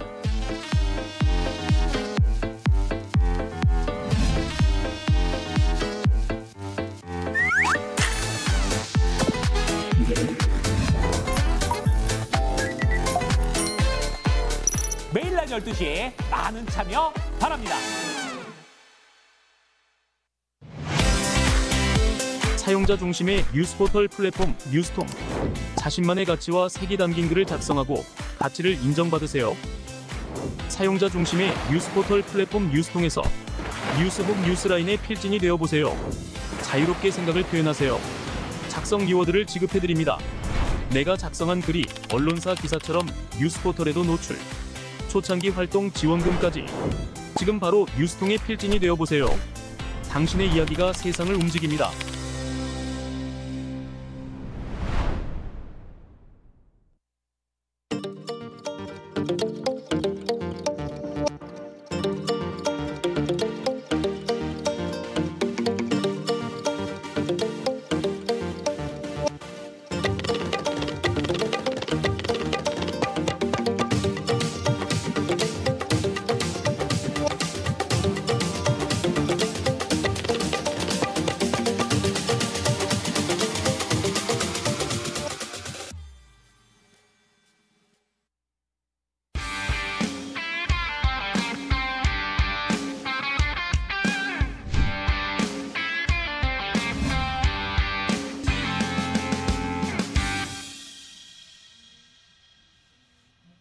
안녕하세요. 이원재입니다. 이원재 끝내주는 경제 3월 20일 목요일 라이브 시작하겠습니다. 루카스님, 최승병 박사 좀 보고 나가겠다고 해주셔서 감사합니다. 네, 강8450님도 감사드리고요. 고구마 까까님 끝까지 들어주시기 바랍니다. 최승병 박사 모시고 오늘 우크라이나 이야기가 일파만파로 번지면서 유럽군 창설하고 유럽 재무장 얘기까지 나오고 있는데 이 이야기 끝까지 짚어보도록 하겠습니다. 안녕하세요. 어서 오세요. 네, 요즘 뭐 뉴스가 많아서 보시느라 바쁘시겠어요. 저는 귀에 딱 꽂힌 뉴스가 트럼프하고 푸틴이 엄청 오랫동안 전화 통화를 했다. 뉴스가 맞습니다. 있더라고요. 뭐 일정상 2시간 반이나 하대에서 2시간 반이요? 네. 정상들이 그렇게 전화를 오래 하는 경우가 있나? 그렇습니다. 하지만 이 2시간 반이 뜯어보면은 또 숨은 또 재미가 있습니다. 뭐죠? 우리가 보통 푸틴이 이제까지 지각대장이라는 별명이 있지 않습니까? 무슨 뭐 중요한 정상회담 같은 거 있다고 할 때 항상 늦게 오죠. 그것도 이제 뭐 본인이 아무래도 내가 좀 더 우위에 있다는 걸 강조하기 위해서 이 핑계 저 핑계 대면서 항상 늦게 나타나는 게 이 푸틴의 종특인데요. 갑질이군요. 이번에도 그랬습니다. 트럼프한테 갑질한 거예요? 네. 그래서 와 이거 진짜 확실히 트럼프가 호구 잡혔다는 생각이 이번에도 든 게 보통은 이 푸틴도 항상 그러는 건 아니거든요. 본인이 좀 약간 불리할 때는 이를테면은 러우전 시작한 다음에 시진핑이랑 만나거나 그럴 때는 째깍째깍 시간 지켜서 왔습니다. 중국 도움 받아야 되니까. 네, 남의 도움이 간절할 때는 시간을 잘 지키는데 이런 식으로 뭔가 우리가 좀 버팅겨도 될 만한 시점이 됐다 싶으면은 꼭 이런 식으로 지각을 하는데 이번에는 확실히 의도적인 게 느껴졌던 것이요. 앞에 일정이 그렇게 중요한 일정이 아니었어요. 네. 러시아 경제인들과의 간담회가 모스크바에서 열렸거든요. 그래서 막 원래는 정상회담이 모스크바 시간으로 한 4시 정도에 오후 4시 정도에 시작될 예정이었습니다. 이게 미국 시간으로는 미국 동부 시간으로 아침 9시 정도. 그래서 딱 적당한 시간에 뭐 경제인들과의 만남이야. 뭐 좀 그래 이 정도 하면 됐다. 내가 급한 일정이 있어서 가보면 된다라고 일어나면 되는 거 아닙니까? 근데 4시가 다 되도록 일어나지 않는 겁니다. 그래서 오죽하면은 그 현장 사회자가 대통령 각하고 중요한 일정이 있으신 것 같은데 일어나셔야 되지 않겠습니까? 리마인드를 시켜줘도 괜찮다고. 그래요? 이렇게 하면서 그러니까 자기 나라 러시아 경제인들하고 그렇죠. 그냥 만남인데 네. 그거는 본인이 갑인데 그냥 일어나면 되는 거 그냥 같은데. 계속 시간 끌면서 거기서 거의 1시간 정도 지체한 다음에 그제서야 일어나가고 크렘린으로 가서 정상회담을 한 거죠. 1시간이나 늦게 네, 거의 1시간 늦게 갔습니다. 참석을 한 거예요? 네, 그럼 1시간 늦게 시작해서 2시간 반을 한 건가요? 1시간 늦게 참석해서 한 1시간 반 정도 했다고 하니까 총 어떻게 보면은 그렇다고 트럼프는 대기하고 있었을 거 아닙니까? 네. 그러니까 트럼프 일정이 한 2시간 반 정도 빠진 거죠. 트럼프 엄청난 굴욕이네요. 그런데도 다른 정상 같았으면 요즘 분위기상 이런 굴욕을 참을 수 없다 하면서 대번에 또 무슨 거친 언사가 나왔을 것 같은데 이번에는 그런 말이 없어요. 그런 걸 봐서 이거 확실히 지금 뭔가 이 푸틴이 확실히 뭔가 잡은 것 같습니다. 주도권을. 아유 루카스님이 최 박사님 팬이시네요. 역전다방 잘 보고 계시다고 하시는데, 네, 아유 팬 많으셔서 좋으시겠어요. 아니 그런데 트럼프가 뭘 그렇게 러시아한테 아쉬운 게 있어가지고 그렇게 비굴하게 하죠? 젤렌스키한테 막 왜 정장 안 입고 왔냐고 면박 주고 너무 그랬잖아. 큰 차이가 있죠. 지금 그런 상황에서 뭐 자세한 무슨 뒤에 뒷거래가 있었는지는 제가 모르겠습니다만은 뭐 그런 거는 아직 공식적으로 확인된 바가 없으니까요. 근데 어쨌건 트럼프 입장에서는 본인의 이제 첫 번째 치적으로 내세울 만한 이 우크라이나 전쟁 종전을 달성하기 위해서 지금 뭔가 하여튼 초조하다는 게 여기서 느껴지는 것 같습니다. 그래서 이렇게 길게 얘기를 하면서도 결국에 좀 어정쩡한 휴전에 간신히 합의한 정도로 이번 이 전화회담이 끝났습니다. 그렇군요. 그 전화회담 내용은 어떤 건가요? 자세한 내용은 공개가 안 됐습니다만은 일단 양측이 이 30일간의 어떤 잠정적인 이 휴전에 합의를 이루었다. 근데 그 휴전이라는 게 모든 전선에서 전면적인 휴전이 아니라 일단 지금 우크라이나가 가끔 장거리 드론이나 이런 수단을 통해서 러시아의 정유시설이라든가 이런 에너지 주요 인프라 시설들 공격하는 게 굉장히 푸틴에겐 좀 그동안 좀 약간 아픈 대상이었거든요. 근데 그런 거에 대해서 휴전 합의가 이루어졌습니다. 일단 양쪽에 이 주요 에너지라든가 주요 인프라 시설에 대한 공격은 없기로. 그리고 또 가능하다면은 이 장거리 타격, 뭐 에이테킴스나 뭐 이런 같은 장거리 미사일에 의한 후방 공격은 일단은 멈추고 그리고 지금 계속 평화 논의를 진전시켜 나가기로 하고요. 근데 사실상 중요한 우리가 휴전이라고만 사실 전선에서 양쪽 군대가 싸우는 그걸 멈춰야 진짜 휴전이라고 할 수 있지 않습니까? 근데 그런 부분에 대해서는 아직 합의에 도달하지 못한 거고요. 또 주요 전장인 흑해에서 여기서 벌어지고 있는 또 치열한 전투도 지금 합의에 이르지 못했습니다.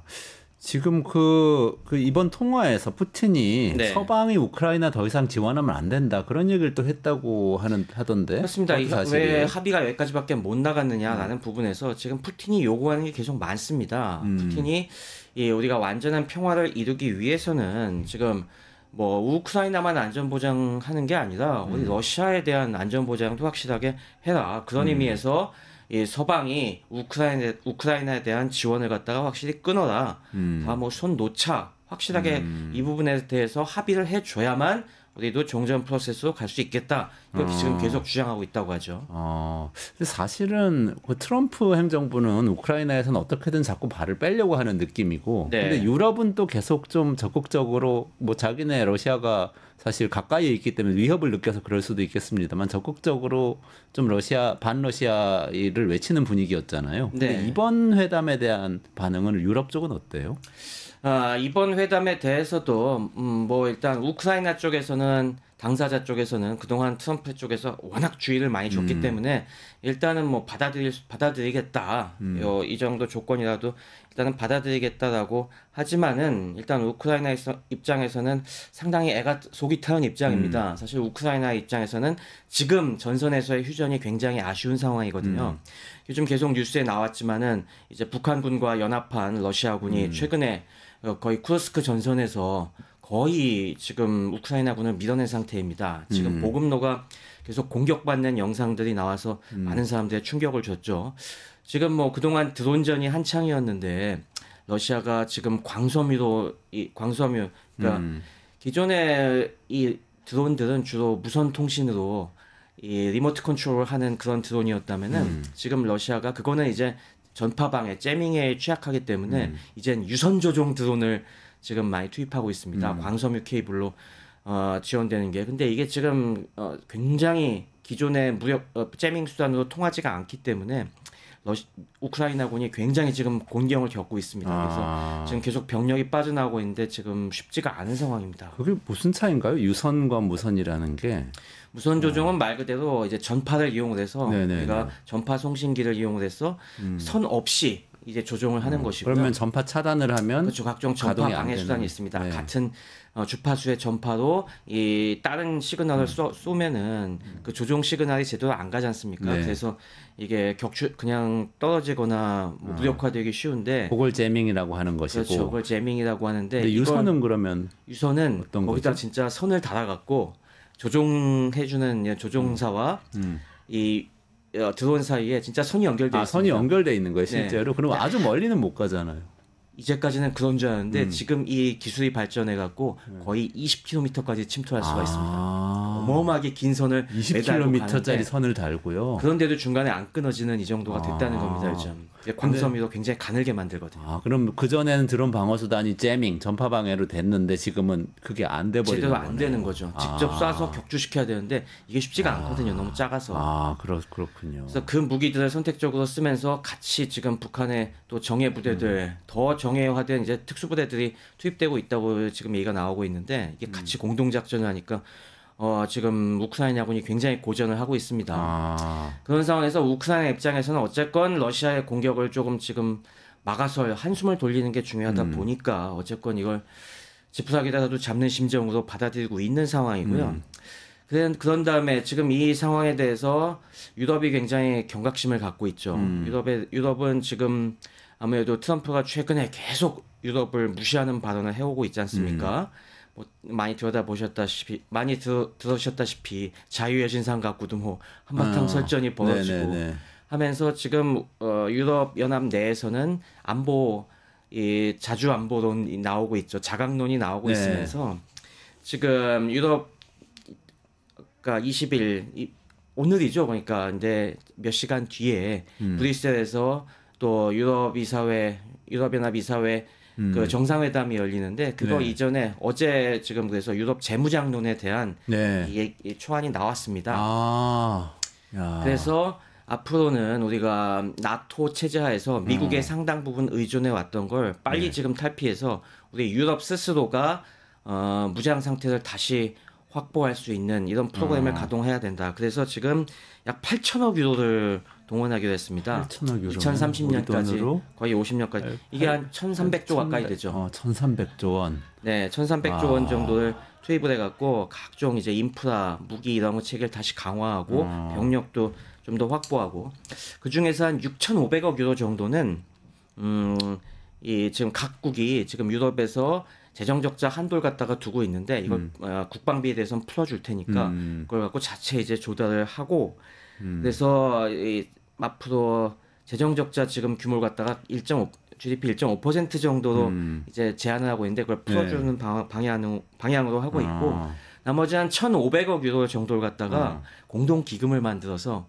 쉽게 얘기하면은 무기 공동 구매를 하겠다는 겁니다. 무기 공동 구매요? 네, 각국에서 이제 이 유럽 안보 조치 이걸 세이프라는 새로운 이제 금융 수단을 동원을 해갖고 이 어떤 현금 펀드를 조성하고 그걸로 이 공동으로 무기를 구매한 다음에 이걸 갖다가 급히 필요한 국가들에게 지금 일단 지급하는 형태로 하겠다는 겁니다. 유럽은 재무장 하면서 어쨌든 지금 트럼프하고 푸틴이 하는 합의가 우크라이나를 완전히 지켜주지 못할 가능성에 대비하면서 지금 스스로 그렇습니다. 지켜야 되겠다. 나토도 이제 미국이 계속 안 도와줄 걸로 생각하면서 준비를 맞습니다. 한다는 거네요. 준비를 할 수밖에 없는 잠깐만요, 최 박사님. 근데 아까 우크라이나 얘기로 돌아가서 요거 정리하고 유럽 얘기 조금 제가 좀 더 여쭤볼게요. 그러니까 어쨌든 구도를 보면은 트럼프 푸틴이 통화를 했는데 트럼프는 휴전 빨리 하자는 것이고 푸틴은 약간 조건은 있지만 약간 뭐 에너지 관련된 어느 정도 선에서 부분적으로 좀 합의를 해준 것 같고 젤렌스키 우크라이나는 오케이. 다 따르겠다 한 것 같고 유럽에서는 평화유지군 파병한다는 그 얘기를 했었잖아요. 네네. 그거는 뭐 조건으로 걸려 있는 건가요? 유럽은 계속 평화유지군을 우리가 필요하다면은 계속 미국이 버리더라도 우리는 우리 유럽의 집단안보 체제 내에서 우크라이나는 결국에 최전선이 될 것이고 거기가 뚫린다면은 그 다음에 동유럽과 발트 3국이 그다음에 위협을 받기 때문에 우린 이 우크라이나의 전방 방어선을 치겠다라는 그 의지를 보여준 거죠. 그래서 영국과 프랑스 주도로 평화유지군을 파견할 의사가 있고 그에 대한 준비를 하겠다. 지금 얘기가 나오고 있습니다. 근데 러시아는 그거에 대해서 절대 안 된다. 우리는 그 조건 갖고는 이 우크라이나 휴전 종전을 갖다가 받아들일 수 없다라고 지금 계속 얘기를 하고 있는 거죠. 30일 휴전도 그게 조건인가요? 30일 휴전도 뭐 30일 휴전도 이런 식으로 어정쩡하게 해준 것이 우리는 이 모든 지상전 휴전은 그 정도 수준까지 진전이 돼야만 해주겠다라고 하는데 정확히 얘기하면 사실 러시아 입장에서는 그거는 얻어낼 수 있는 최대치이기 때문에 지금 계속 위협을 하면서 시간을 끄는 거죠 결국에. 현재로서는 그러면 30일 휴전까지는 가고 있는 건가요? 거의 다 왔다고 봐야 되는 건가요? 아니면 그러니까 전면 휴전은 아니고 일단 그 후방 인프라 공격을 하는 30일 휴전은 돼 있습니다. 그거까지는 됐다. 그거까지는 됐는데 이게 전면 휴전으로 가기 위해서는 양쪽이 지금 내세우는 조건, 특히 푸틴이 계속 딴지 걸고 있는 조건들이 많기 때문에 이 부분은 아직 좀 더 봐야 될 것 같습니다. 근데 분위기로 봐서는 그럼 쿠르스크에서 완전히 우크라이나 밀어낼 때까지는 그냥 어정어정할 것 같은데요, 푸틴은? 맞습니다. 푸틴은 이제 그쪽에서 거의 승리에 가까워져 있기 때문에 지금 그쪽에서 완전히 우크라이나군을 몰아낸 다음에야 트럼프가 그 정도 성의를 자꾸 요구하는데 우리 체면을 봐서 그때쯤에나 해주겠다 이런 식으로 나올 가능성이 높습니다. 그렇군요. 그런 상황이고 유럽은 이제 막 자기 자체적인 재정을 통해서 재무장을 하려고 노력을 하고 있는 이런 상황이고 이런 와중에 또 푸틴 최측근이 나토하고 전쟁을 암시하는 글을 SNS에 올렸다고 맞습니다. 해가지고 그게 메드베데프 전 대통령이었죠. 잠시 이제 푸틴이 삼선 조항을 피하기 위해서 총리와 대통령을 잠시 바꿔치기 했던 그 메드베데프인데 메드베데프 국가안보위 부의장이 좀 센 말을 했어요. 근데 사실 이거는 블러핑이라고 봅니다. 제가 봤을 때는 항상 푸틴은 본인은 직접 그렇게 얘기하지 않더라도 측근들을 통해서 이런 식으로 센 말들을 계속 해왔습니다. 메드베데프는 뭐 그전에도 그런 역할들을 많이 수행해 왔습니다. 이를테면 뭐 일본과 항상 문제가 되는 북방사계 섬 그 영유권 분쟁에서도 항상 험한 말은 도맡아 했고요. 그러니까 뭐 그런 거에 대해서 우리가 너무 크게 생각할 필요는 없는 것 같고 우리가 뭐 실제로 지금 러시아가 그러면 뭐 우크라이나 밀어버린 다음에 유럽과 전면전할 분위기는 전혀 아니거든요. 이미 지금 많이 내상을 입었기 때문에 네. 아무래도 그걸 추스리는 시간이 필요하고 러시아가 네 그런 면에서 진짜 전면전을 하겠다는 얘기는 아니고 우리가 호락호락하게 그렇다고 여기서 손을 놓지는 않겠다라는 그런 의지를 보여주면서 우리가 원하는 대로 최대한 이 종전 결과를 이끌어 가려는 그런 말이라고 보시면 될 것 같습니다. 근데 걱정이 되는 게 아까 유럽이 재무장하는 얘기를 해주셨는데 네. 사실은 지난번에 유럽 특히 뭐 독일이나 이런 국가 같은 경우에 군인들을 사실 거의 병력이 남아있지 않다고 해도 뭐 맞습니다. 무방할 정도로 약해져 네. 있다고 하셨잖아요. 그러면 유럽이 스스로 현실적으로 지킬 수가 있어요? 지금부터 돈을 쏟아붓는다고 해도 일단 기본적으로 그럴 능력이 있어야 지킬 수 있는 거잖아요. 네, 돈만으로 되는 능력과 건 의지 아니잖아요. 양쪽 면에서 앞으로 5년 지금 뭐 5년 안에 재무장을 완료하겠다고 했는데 저는 어렵다고 봅니다. 여러 가지 문제가 있는데요. 일단 돈을 쏟아 붓는다고 해서 이 방위 산업이라는 것이 이런 제조업 기반이 단숨에 다시 완비되기가 어렵습니다. 이런 중공업 시설 같은 것이 아무래도 다시 장비 발주하고 뭐 플랜트 갖추고 하는데 이거 자체에도 시간이 많이 걸리고요. 네네네. 또 지금 여러 가지 문제가 유럽 자체의 의지도 지금 사실은 좀 뜯어봐야 됩니다. 이번에 또 나온 뉴스가 독일에서 또 의미심장한 뉴스가 나왔는데 지금 원래 이 우크라이나 전쟁 터진 다음에 독일도 다시 뭐 많은 병사들 갖다가 모병을 하고 그랬는데 2023년에 입대한 독일 남녀 군인 18,000명 중에서 4분의 1 이상이 6개월 만에 나갔다고 해요, 다시.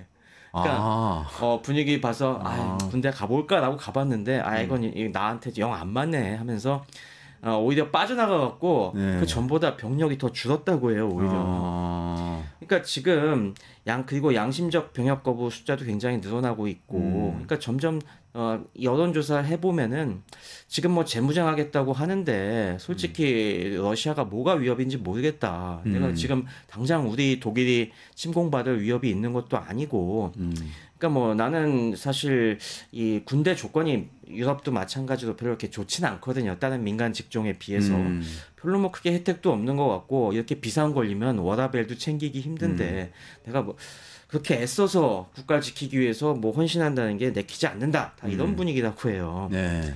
이런 상황이다 보니 결국에 앞으로 병력을 유지하기 위해서는 지금 모병제 갖고는 어렵다는 얘기거든요. 다시 징병제로 돌아가야 되는데 또 징병제에 대한 젊은이들은 반대 여론이 만만치가 않습니다. 이걸 과연 꺾고서 그대로 갈 수 있는가 이런 부분들 생각해 봐야 되고요. 그리고 지금 이 서유럽 국가들 내에서도 온도 차이가 있습니다. 당장 주요 유럽 국가들 중에서 이탈리아가 지금 이거에 반대를 하고 있어요. 재무장 플랜에. 멜라니 총리가 네네.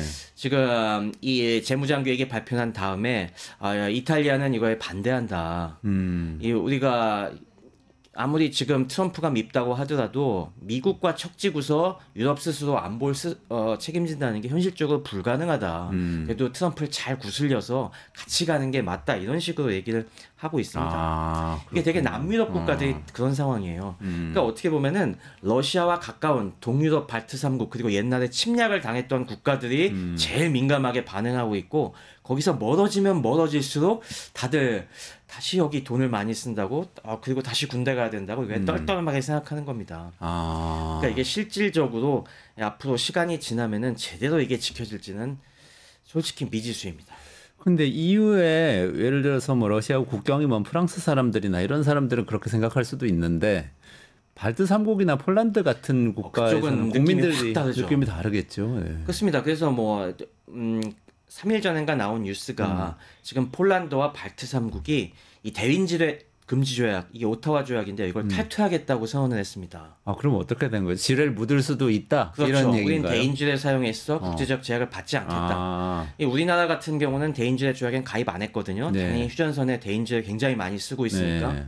근데 그동안 어떻게 보면은 유럽 국가들에서는 이 대인지뢰는 비인간적인 무기다. 그래서 이 문명 국가들은 여기서 좀 이 무기를 쓰지 말아야 한다라고 거기 다 전 세계적으로 또 여기 가입한 서명한 국가가 164개국이나 됐었는데 민간인 사고도 많이 나고 그렇잖아요. 맞습니다. 이게 나중에 뿌릴 땐 좋지만 수거하는 게 너무 어렵기 때문에 다 반대하는 분위기였는데 유럽 내에서도 이런 식으로 우리 그것 따질 상황이 아니다라고 할 수준인 거죠. 당장 그리고 또 이 폴란드와 발트 3국은 러시아에 먹혀본 경험이 있기 때문에 이거는 그렇죠. 너무나 받아들일 수 없는 위기라고 보는 거죠. 그렇죠.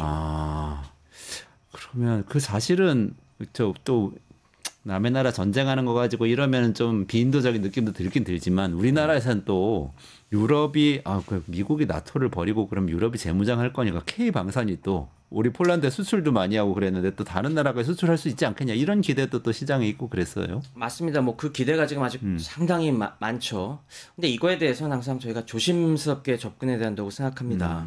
왜냐하면은 이번에 아까 얘기한 세이프 플랜에 의해서 1,500억 유로 규모에 대한 이 공동구매 계획이 발표돼서 또 이것도 호재라고 생각하시는 분들이 있을지 모르겠지만은 사실 속을 뜯어보면은 여기는 철저하게 왜 우리 돈을 들이는데 외국 무기 사느냐 이 기회에 우리 유럽에 안 그래도 지금 제조업이 침체돼 죽겠는데 우리 유럽의 제조업을 부활시키는 수단으로 삼자.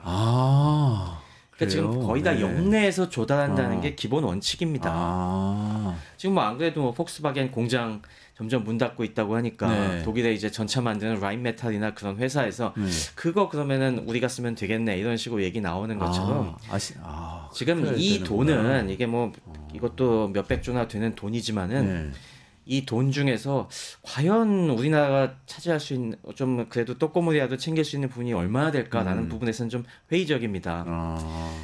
물론 뭐 우리나라가 우리 K방산 기업들이 참여할 수 있는 길은 있습니다. 뭐 우리는 나토 쪽, 그 EU 쪽이랑도 굉장히 원만한 관계이고 하기 때문에 아예 못 들어온다고 차단한 건 아닌데 실질적으로 거기 붙는 조건들이 이번에도 재무장 계획에 보면은 조건을 굉장히 까다롭게 해놨어요. 그래서 보이지 않는 장벽이 되게 많습니다.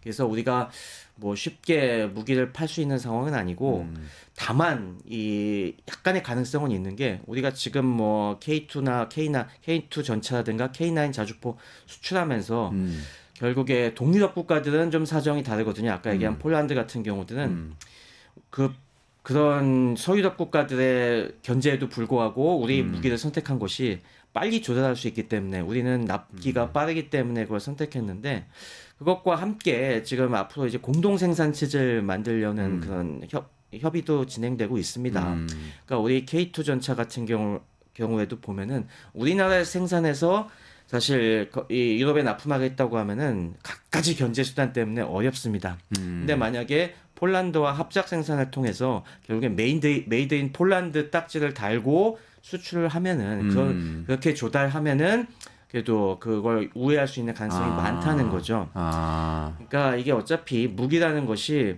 꼭 품질이 우수하고 납기를 잘 지켜야만 많이 팔 수 있는 게 아니지 않습니까?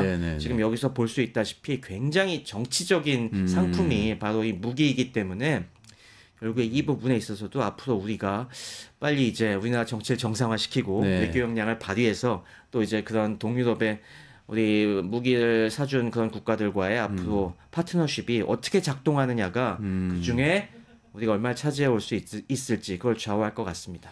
굉장히 중요한 이 국면인 것 같은 생각도 드네요. 그러니까 예를 들면 따지고 보면은 전쟁사에 또 능통하시잖아요. 근데 독일의 이 자동차 강국이 되고 제조업이 이렇게 번성한 것도 또 세계대전을 치른 경험하고 떼놓고 생각할 수는 없는 거 아닙니까? 그렇습니다. 원래 옛날에 독일이 뭐 프로이센 시절 그 이전부터 독일이 중공업을 발전시켜온 중요한 동력이 사실 군수산업 목적이었어요. 그 당시에 이 19세기 후반에 크루프사 되게 유명한 회사가 있지 않습니까? 그 크루프사가 결국에 뭐 한 민간에서는 철도 차량 그리고 철도 바퀴 이런 거 생산하는 쪽으로 커왔고 또 한쪽에서는 이 독일군을 위한 대포나 여러 가지 이 차량들을 공급해 오면서 양축으로 성장을 해왔거든요.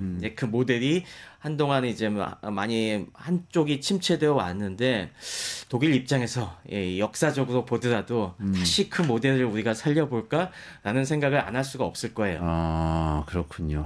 그러면 미국도 제조업 직접 하겠다고 그러고 유럽도 어떻게 보면 제조업 다시 살리고 그러면 우리는 제조업으로 수출해서 먹고 살았는데 외교력을 잘 발휘하지 않으면 굉장히 좀 어려울 수가 있겠어요. 이제는 미국에서도 지금 마찬가지로 요구하고 있지만은 우리가 모든 걸 다 독점적으로 해서 우리나라에서만 생산해서 그걸 외국에 팔아먹을 수 있는 시대는 점점점 기회가 줄어드는 것 같습니다. 우리가 뭐 적당한 모델을 찾아야겠죠. 핵심 부품이라든가 이런 거 우리에서 생산하고 이 조립이나 다른 것들은 그 현지에서 하는 다양한 또 방식을 우리가 고안하고 우리가 또 그런 면에서 그걸 위해선 또 우리가 신뢰성 있는 파트너라는 걸 지금 입증해야 되는 다양한 이 외교 노력을 같이 해야겠죠. 어쨌거나 트럼프는 뭐 이렇게 좋은 방식이든 안 좋은 방식이든 우크라이나 전쟁을 끝내려고 하고 있고 발을 빼려고 하고 있고 유럽은 재무장을 하고 있으면서 이게 세계 질서가 바뀌는데 우리는 빨리 정치를 좀 정상화해서 외교력을 발휘해서 잘 끼어들고 잘 엮일 수 있는 그런 전략을 세워야 하는 그런 시기 정말 중요한 시기인 것 맞습니다. 같습니다. 우리나라의 정상화가 지금 빨리 필요합니다. 네. 그렇군요. 요거 한 가지 더 좀 여쭤볼게요. 네. 그 워커노믹스 시간인데 이스라엘 이야기인데요. 네. 가자지구가 휴전이 된 줄 알았더니 지금 또 다시 전쟁이 시작되는 것 같은 느낌이에요. 맞습니다. 지금 뭐 그간 워낙 우크라이나나 뭐 이런 다른 문제들이 많다 보니까 잠시 잊으셨을 수도 있겠습니다만은 원래 지난 1월 19일에 1차 휴전을 했었죠. 그리고 그 당시에 이 가자 전쟁을 끝내기 위한 소위 얘기하는 3단계 프로세스를 가동하기 시작했습니다. 1차, 2차, 3차 이 3단계에 걸쳐서 여기에 평화를 정착시키자는 얘기가 나왔었고 그 1단계로서 일단 인질들 여성 인질들이라든가 민간인 인질들을 다 석방하고 그리고 그 반대급부로 이스라엘 쪽에서도 군사행동은 자제하고 일부는 좀 철군을 하고 그리고 팔레스타인 수감자들을 뭐 몇천 명 풀어주는 이런 방식으로 첫 번째 합의가 이루어졌는데 원래는 이게 6주간의 한정적인 휴전이었습니다. 그러니까 6주가 지나면은 2단계를 들어가기 위해서 또 그 다음 프로세스를 위한 합의를 봤어야 되는데 네네네. 이 합의를 지금 계속 못 보고 있었어요. 아. 지금 여기에는 근본적인 문제가 사실 그동안 불신이 내포돼 있어갖고 지금 그래서 휴전도 아닌 휴전이 이어지고 있었던 겁니다. 휴전의 시한은 끝났는데 네, 시한이 끝난 상태에서 새로운 휴전 그 다음 스테이지로 넘어가야 되는데 못 넘어가는 상태에서 지금 서로 으르렁거리다가 결국에 그 이번에 또 대규모 폭격을 갖다가 했죠. 그래서 그 엄청난 공습을 해갖고 벌써 또 수백 명의 사상자가 이번에도 나왔다는 좀 안타까운 소식이 들려왔습니다. 이스라엘 방위군이 근데 지상작전 일환으로 넷자림 회랑 중심부로 통제 범위를 더욱 확장했다. 네. 이런 이 발표를 했는데 이건 무슨 의미죠?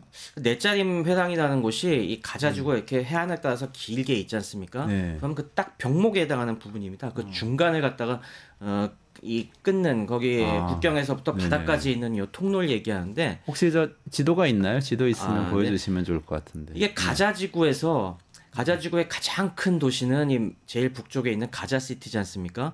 근데 여기랑 또 중부와 남부, 중부가 이제 칸유니스와 라파라는 도시가 남쪽에 있는데 이 사이에 도로를 갖다가 딱 끊는 곳이 넷자림 회랑입니다. 그러니까 이 넷자림 회랑을 끊고 있다는 거는 결국에 가자의 남북 통로를 갖다가 지금 완전히 차단한 상태에서 결국에 하마스가 지금 뭐 재기할 기회를 갖다가 주지 않겠다는 거죠. 그리고 가자 내부에 여러 가지 물자와 인원 이 교류를 갖다가 완전히 지금 차단한 상태로 계속 우리는 이 하마스의 항복을 받아내겠다라는 그런 의지를 보이는 겁니다. 남북을 끊어놨다. 네. 그걸 완전히 통제를 하겠다. 그런 네, 얘기를 그렇습니다.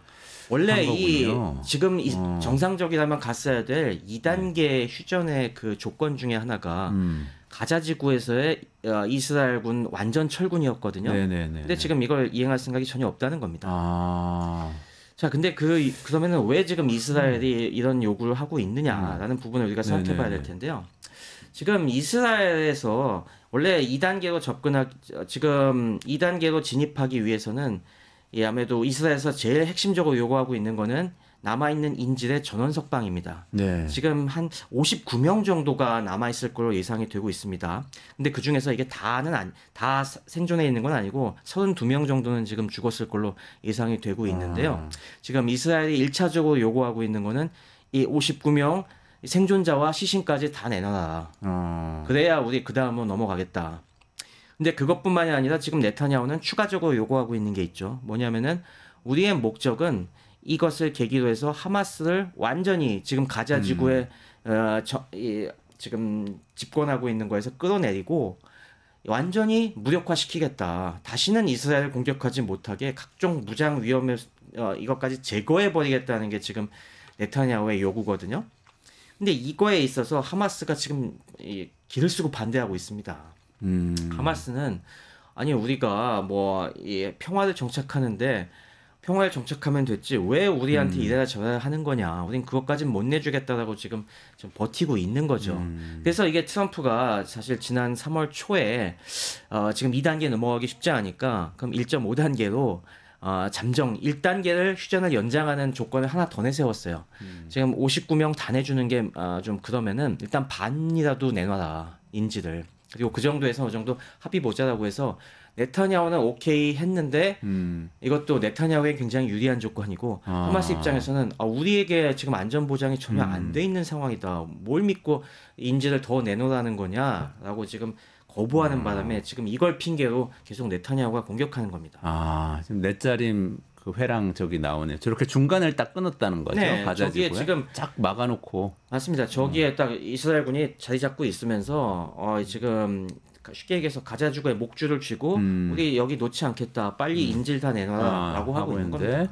계속 안 내놓으니까 휴전 기한은 지나갔고 그러니까 다시 공습을 시작했다. 네. 이렇게 되는 거네요. 그러면서 네타냐후는 우리가 완벽한 승리, 즉 하마스를 끌어내리고 완전히 그 재개할 수 있는 무장 발판을 제거할 때까지 우리는 물러설 뜻이 없다는 걸 계속 보여주고 있는 거죠. 그럼 이거는 휴전 전망이 뭐 쉽지 않네요. 쉽지 않습니다. 낙관하기 쉽지 않네요. 이거는 국제사회가 아무리 노력한다고 될 것이 아니라 일단 지금 기울어지는 운동장인 게 분명합니다. 지금 트럼프가 유일하게 굉장히 그래도 전폭적인 지지를 하는 나라가 이스라엘이지 않습니까? 네네네. 지금 뭐 트럼프는 계속 네타냐후의 뜻대로 지금 이스라엘에 유리한 방향으로 계속 압박을 넣고 있고 근데 뭐 이걸 이란이 지금 더 이상 백업을 못 해주고 있는 상황이죠. 이란도 지금 자위코가 석자기 때문에 지금 헤즈볼라나 이 하마스의 충분한 지원을 절대 할 수 없는 상황이고 지금 이 상황에서 하마스는 여기서 하나 둘 양보하다가는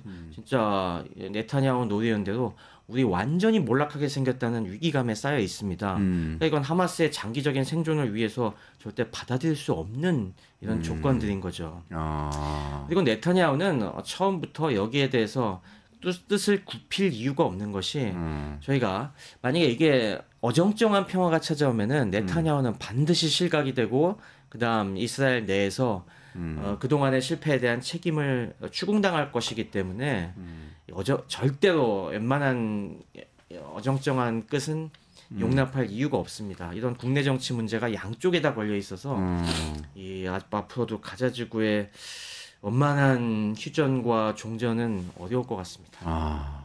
트럼프는 가자지구 뭐 휴양지로 만들고 빨리 정리하고 그 우크라이나는 뭐 푸틴하고 손잡고 히토리오 기금 설치해서 끝내고 이렇게 딱 정리되는 걸로 생각했던 것 같은데 그렇게는 안 되는 것 같아요. 네, 이게 뭐 항상 우리 6.25 전쟁도 돌이켜 보면은 6.25 전쟁에서 휴전회담이 처음 착수한 다음에 이게 실제 완전 휴전 협정 서명에 이르기까지 거의 2년이 걸렸습니다. 그렇군요. 그러니까 이게 협상을 시작한다고 해서 금방 쉽게 합의되는 거는 역사적으로도 쉽게 기대하기 어렵습니다. 지금 물론 이거에 대해서 그렇다고 이게 영영 전쟁이 안 끝난다는 게 아니라 지금 이거의 중요한 협상 당사자인 푸틴이나 네타냐후는 지금 어느 정도 트럼프의 길을 살려주면서 전쟁을 끝낼 프로세스를 생각은 하고 있는데 이걸 급하게 갈 필요는 없다는 걸 알고 있는 거예요. 저는 이게 한 1년 정도 갈 것 같습니다. 이런 상황이. 우리도 2년 넘게 걸렸으니까 6.25 전쟁 때 그렇다는 거죠. 푸틴 같은 경우는 제가 봤을 때 미국 그렇다고 뭐 완전히 이 판을 깰 생각은 없는데 다 급하게 지금 트럼프의 말을 들어줄 필요는 없다는 생각을 딱 한 것 같아요. 그러면서 시간을 끌면서 점점점 이 서방 국가들을 지치게 만들 겁니다. 이런 식으로 뭐 할 것처럼 내줄 것처럼 계속 밀당을 하면서 그러면은 다들 하나 둘 지쳐가기 시작하고 도대체 어떻게 할 거야 라고 하는 사이에 또 계속 공격을 퍼부어서 야금야금 자기들에게 유리한 조건을 만들고 지금 획득한 영토 플러스 알파를 챙긴 다음에 그다음에 우리가 더 갖고 싶은 건 많지만은 내가 트럼프를 생각해서 이 정도에서 멈춰준다라고 끝낼 것 같습니다. 알겠습니다. 우리 젠슨왕 얘기 이거 쇼츠용으로 한 질문만 제가 해도 될까요? 젠슨왕이 GTC 2025에서 기조연설 했는데 지금 뭐 미국 시장이 다 안 좋잖아요. 네네. 그 반도체도 딥시크 이후에 뭐 AI 반도체가 되겠어? 뭐 이런 이제 다 효율화돼서 그런 얘기도 많이 있는데 또 웅장한 연설을 또 했단 말이죠. 젠슨왕이. 네. AI 반도체 전망 어떻게 보십니까? 이번 저는 GTC 뭐 어떻게 보면 뻔한 얘기들 앞으로 어떤 칩들 만들지 로드맵 얘기를 했습니다만은 저는 굉장히 인상적이었던 부분이 앞으로 데이터 센터가 이 AI 팩토리가 될 거라는 그 부분이 그거 참 멋있는 말 했다 역시. 네. 이거 우리가 데이터 센터라고 하면은 뭐 전형적인 그냥 서비스업 정도만 생각했는데 앞으로는 데이터 센터도 제조업이 될 것이다. 그러니까 데이터 제조업, 그냥 데이터가 아니라 토큰 제조업이 된다는 거죠. 지금 우리가 AI에 여기 이것저것 이 프롬프트를 집어넣어서 거기서 나오는 이 데이터 응답 단위가 바로 토큰인데 이런 것이 앞으로 우리의 이 피지컬한 이 상품 못지않은 굉장한 지적인 상품으로서 중요한 가치를 지닐 것이다. 앞으로 엔비디아는 그런 AI 팩토리를 만드는 데 있어서 핵심 요소를 공급하는 기업이 될 것이다. 라는 얘기에 저는 저도 잘 알면서도 뿅 같습니다. 실제로 그렇게 되는 겁니까? 엔비디아 칩 수요가 계속 늘어나는 거예요. 저는 뭐 그렇게 보고 있습니다. 그러면서 얘기하는 것이 또 앞으로 인류에게는 어마어마한 AI 에이전트가 필요할 것이다. 그러면서 물경 100억 개의 AI 에이전트가 앞으로 필요할 것이고, 그러니까 전 세계 인구가 뭐 한 50억 명, 60억 명 되니까 최소 인당 평균 2개. 뭐 우리 같이 쓸 일 많은 사람들은 뭐 한 10개도 두고 살겠죠. 그런 식으로 앞으로는 모든 인류가 그런 AI 에이전트를 갖다가 몇 개씩 두고서 그것과 함께 보조 받으면서 그런 사는 미래가 온다는 걸 갖다가 아주 명확하게 얘기해 준 것 같습니다. 중국에서 딥시크가 나오고 화웨이가 AI 칩 만들고 치고 나와도 워낙 많이 사람들이 AI를 쓰게 될 거니까 결국에는 엔비디아 칩도 수요가 늘어날 것이다. 이렇게 보시는 거네요. 맞습니다. 저는 이거에 대한 기시감이 과거 PC 시대 초창기가 역시 생각이 나는데요. 지금도 저희가 스마트폰 하나씩 끼고 살죠. 2개씩 갖고 있는 분들도 있고 PC도 뭐 지금 앞에 태블릿 PC 한 대씩 있는 것처럼 몇 대씩 끼고 살잖아요. AI 에이전트도 똑같다는 겁니다. 이제. 그 초창기에 PC 이거 CPU 만들던 인텔만 잘 나간 게 아니잖아요. 뭐 거기 AMD 같은 기업도 같이 잘 나가게 됐고 그 안에 핵심 부품을 공급하는 이제 뭐 우리 삼성, 하이닉스 다 크게 도움을 받았듯이 마찬가지입니다. 이제 AI 시대가 오면서 이 AI 팩토리들이 점점 더 우리 사회에 많이 필요하게 될 것이고 뭐 다른 경쟁사들이 많이 등장하겠죠. 하지만 엔비디아가 그래도 상당 기간 그 주도권을 갖고 있을 거라는 데는 뭐 저는 여전히 확신을 갖고 있고요. 다만 뭐 이게 영원하리라는 보장은 못합니다. 지금 PC 시대의 인텔이 거의 회사가 쪼개지느냐 마냐 얘기 나오듯이 엔비디아의 천하가 언젠가 끝날지 모르겠지만은 아직은 아니라는 거. 아직은 아니다. 지금 안 팔아도 되는 거죠, 그러면. 저는 그렇게 보고 있습니다. 네, 알겠습니다. 네, 이번 주에 끝내주는 경제 매일 오후 5시 45분에 진행합니다. 내일도 다시 5시 45분에 찾아뵐 거고요. 그 전에 오후 5시부터 끝장 뉴스 라이브 진행하니까요. 5시부터 동시 접속 부탁드리겠습니다. 그럼 저는 최승병 박사와 같이 인사드리고 여기서 물러가도록 하겠습니다. 고맙습니다. 감사합니다.